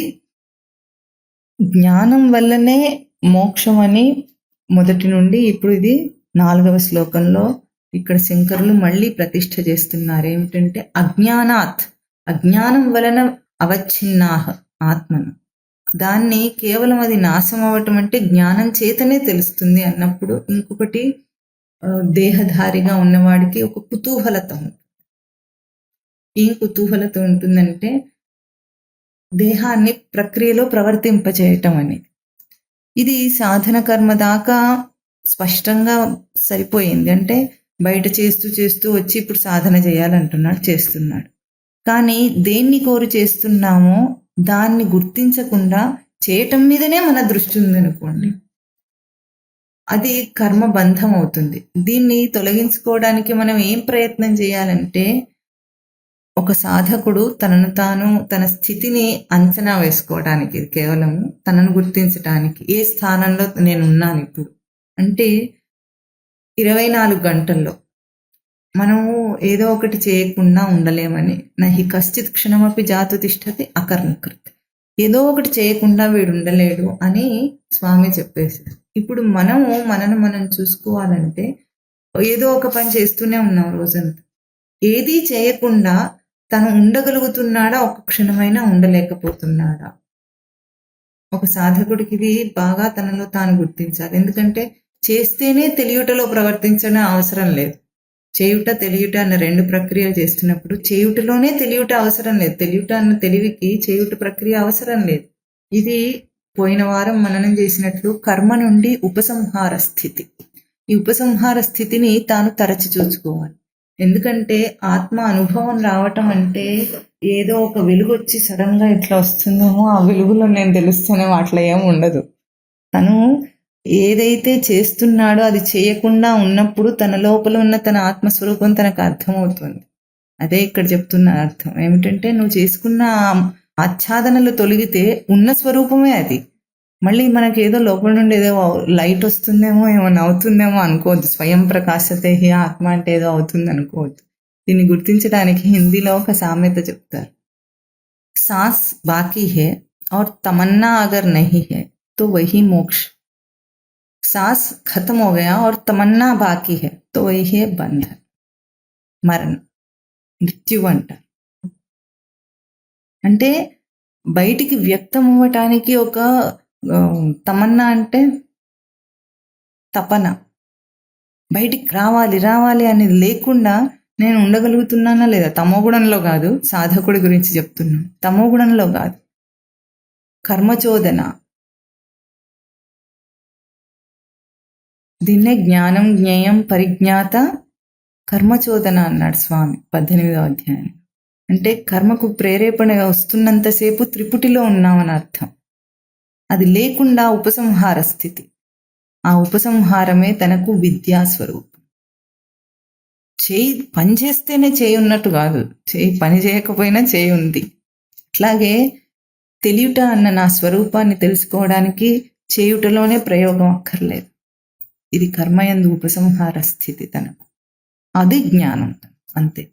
ఎప్పుడైతే ఇది లేదో, ఎప్పుడు కర్తృత్వము లేకుండా, అంటే త్రిపుటి లేకుండా బయటి దాంతో ఒక గుర్తింపు లేకుండా ఉంటాడో అది చాలా సులభం తనకు. నేను అని నేనుకి ఏదైనా తగిలిస్తేనే కదా బయట కర్మ చేయాలి. నేను ఏం తగిలించకపోతే బయట కర్మ ఎట్లా ఉంటుంది? ఉండనే ఉండదు, దానికి అవసరమే లేదు అక్కడ. ఈ స్థితిని ఎంతసేపు అనుభవించగలం? ఒక్క క్షణం చాలు రోజుకు. ఒక్క క్షణం అంటే ఎంత? ఒక సెకండ్. ఆ కర్మ చోదన రాకుండా నువ్వు ఉండగలుగుతావా? అది ఎట్లా తెలుస్తుంది? ఖాళీగా ఉన్నంత మాత్రం చేత కాదు, తను బయటికి వ్యక్తం కాకపోయినా తృప్తిని అనుభవించటం. ఇప్పుడు మనకు కర్మయందు ప్రేరేపణ ఎందుకుంది? లోపల వెలితి ఉంది కనుక బయటకు వచ్చేసి దాన్ని వ్యక్తం చేసి గ్రహించాలన్న రూపంలో సాధకుడు ఉన్నాడు అనుకున్నా. ఆ బయటికి నేను రాకపోయినా నేను తృప్తిగా ఉన్నాను అని ఎప్పుడైతే వాడికి ఒక్క క్షణమైనా, ఇది ఎవరికో నిరూపించడానికి కాదు, ఎవరికి ఇది సర్టిఫికెట్ కాదు, ఎట్లా తనలో తనకు అనుభూతి. అది ఒక్క నిమిషం అయినా తను ఆలోచిస్తే ఆ తలుపులన్నీ మూసేసి తాను గుర్తించగలిగితే అది తనకు ప్రేరేపణ లేని స్థితి. ఇది అత్యున్నతమైన స్థితి సాధకుడికి. ఎందుకంటే సాధన అన్నది దేహధారికి నిత్య ప్రవర్తన. దేహధారిగా ఉన్నంతసేపు తను సాధనలోనే ఉన్నాడు. కానీ ఎప్పుడైతే ఆ సాధన కర్మ లేకుండా కూడా నేను ఆ తృప్తిని అనుభవించగలుగుతానో వాడు తెలియుట అన్న ఎరుకలో ప్రవర్తిస్తున్నాడు. చేసినంత మాత్రం చేత బంధంలో ఏం పడడు, కానీ గుర్తింపుతో. ఆ గుర్తింపు తనకుండి ఇది చేస్తే ఆ క్షణానే లోపల ఏది ఉందో అదే తన ఆత్మస్వరూపం. బయట నుండి వచ్చి ప్రకాశింపచేసేది కాదు, ఇది లోపల నుండి వచ్చేది. కనుక కేవలం ఈ త్రిపుటి లేని సాక్షి మాత్రంగా తను ప్రవర్తించటం అనేదే జ్ఞానం.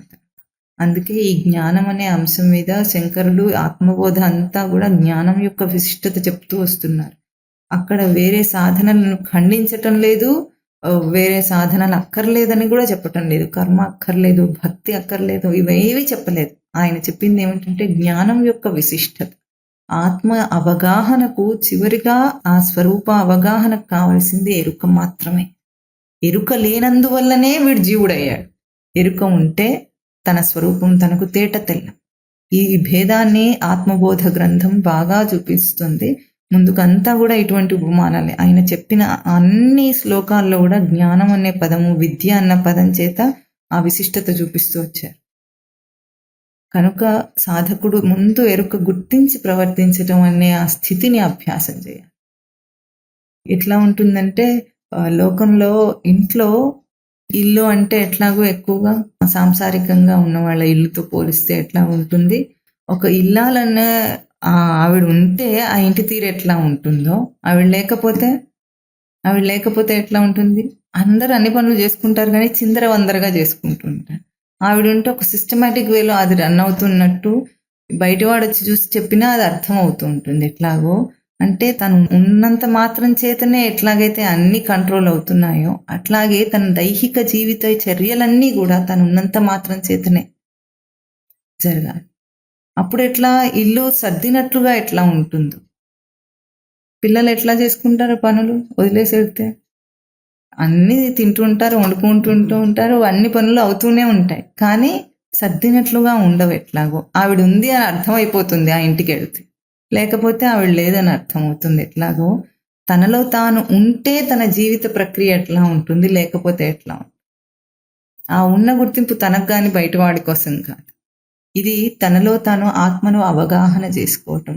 బోధ రూపం వేరు, తన అవగాహన చేసుకోవటం వేరు. ఆత్మబోధ గ్రంథం మననం అయ్యేంత ఆ కాలం అంతా కూడా సాధకులు గుర్తించవలసింది ఏమిటంటే ఉపమానాలు కానీ శ్లోకాలు కానీ ఆత్మ అవగాహన మనకు ఆ అనుభూతినివ్వలేవు. కేవలం తన గుర్తింపు మాత్రమే ఇస్తుంది. ఇది ఎంత ఆధారం? ఎట్లాగైతే శుద్ధి చేయటానికి ఎన్నో పరికరాలు వాడుతున్నాం, ఇవి లేకుండా శుద్ధి చేయలేము. ఇల్లు తుడవాలంటే నీళ్ళలో డిసిన్ఫెక్టెంటో ఏదో వేసుకుంటున్నాం, శుద్ధి చేస్తున్నాం. కానీ ఆ పరికరాలు శుద్ధి చేయటం అనే ఆ అంశము మురికిని తీసేయటంతో పాటు అక్కడ తడిని కూడా తీసేస్తాం మేము. తడిగా ఉన్న ఇల్లు, కడిగిన ఇల్లు అయినా సరే మనకది అక్కడ ప్రవర్తించడానికి ఎట్లా అనుకూలం కాదో, అట్లాగే సాధన అన్న అంశం తనకి ఎట్లాగంటే ఇవన్నీ బోధ అంతా కూడా తన దాకా తీసుకురావడానికి, అక్కడ మాత్రం తనొక్కడే, కేవలం తానే, తనలో తనకే అనుభూతి వస్తుంది, ప్రత్యక్షంగా అనుభవం తెలుస్తుంది. అది సిద్ధించినా సిద్ధించకపోయినా రెండు తెలుస్తాయి వాడికి. తాను ఆభాస చేసుకుని ఎవరిని మోసం చేసే అంశం కాదు ఇది. నాకంతా తెలిసిపోయింది, నేను ఆత్మావగాహన అయిందనుకుంటే నిన్ను నువ్వు మోసం చేసుకోవాల్సింది, అంతే తప్ప అయితే నీకే, కాకపోయినా నీకే. నీకు అయినందువల్ల ఇంకోటికేం లాభం రాదు, నీకు కానందువల్ల ఇంకోటికేం నష్టం లేదు. కనుక సాధకుడు తనలో తాను దేహం విడిచే లోపలే ఎంత మంచి అవకాశం ఇచ్చిందో ఆ అవకాశాన్ని సద్వినియోగం చేసుకోవాలి. ప్రత్యక్ష అనుభవాన్ని అనుభవించే డిజైన్ ఇది. బయటగా ఏది తెలుసుకునే అవసరం లేకుండా నీలో నీకే అన్ని అవగాహన అయ్యేంత స్పష్టమైన రచన దేహం అంటే. దైహిక చర్యలన్నీ అంతే. ఈ లోపల మనస్సు అనుకుంటుంది అని మనం మాట్లాడుకుంటామే, ఎవరి మనస్సులో వాళ్ళు ఎన్ని ఆలోచనలు వస్తున్నాయో చూడగలిగిన సాక్షి ఎవరు? పక్కవాడికి కనిపిస్తుందని మనసులో ఏమనుకుంటున్నామో ఎవ్వరికీ కనిపించదు. ఎంత ఆప్తుడైనప్పటికీ కనిపించదు. నేను పట్టుకొని ఉన్నవాడికి కూడా కనిపించదు నువ్వు లోపల ఏమనుకుంటున్నావు. అంత ప్రత్యక్ష అనుభవంగా నీ మనస్సే నీకుంటే ఆత్మ ఎంత ప్రత్యక్ష అనుభవం. దాని ఆనందాన్ని తనలో తాను అనుభవిస్తున్నాడు. లేదనుకోవటం కూడా ఆభాసే, లేదనుకోవటం కూడా ఆభాసే. నువ్వు అదే అయి ఉండి, ఆ బ్రహ్మస్వరూపమే నువ్వై ఉండి, నేను కాదు నాకు ఇంకా తెలియలేదు అనుకోవటం కూడా ఆభాసే చివరికి. కనుక ఇక్కడ ఏం చెప్తున్నారు? స్వయం ప్రకాశతే. ఇది బాగా గుర్తించుకోవాలి. ఎందుకంటే లోపల తనకు తెలుస్తోంది, ఇంకెవ్వరికీ తెలియటం లేదు. ఇది ఇప్పుడు మనం ఇక్కడ ఆత్మబోధలో కూర్చొని సాధనలో అవగాహన చేసుకుని అర్థం చేసుకునే ప్రయత్నం చేస్తున్న అంశమును లోకానికి పరిచయం చేయాలి. ఎట్లా పరిచయం చేయాలంటే, ప్రతి పిల్లవాడికి వాడికి ఏదో బయట నుండి లౌకిక పరిజ్ఞానాన్ని నేర్పిస్తున్న ప్రతి అంశంలో కూడా నీకు అర్థమవుతుంది అన్న ఒక చిన్న మాట వాడికి చెబితే, బయటివన్నీ నేర్పించుగాక. ఈరోజు మనకు ఈ దుర్గతి ఎందుకు పట్టింది, ఈరోజు కూర్చొని ఇంత చేయాల్సిన అవసరం అంటే ఆ మాట తెలియక. ఆ మాట చెబితే ఆ రోజే వాడికి ఆత్మ అవగాహన అవుతుంది. చెప్పండి. అవచ్ఛిన్న ఇవ అజ్ఞానాత్ తన్నాసే సతి కేవలః స్వయం ప్రకాశతే హి ఆత్మా మేఘాపాయే అంశుమానివ. ఓం తత్ సత్.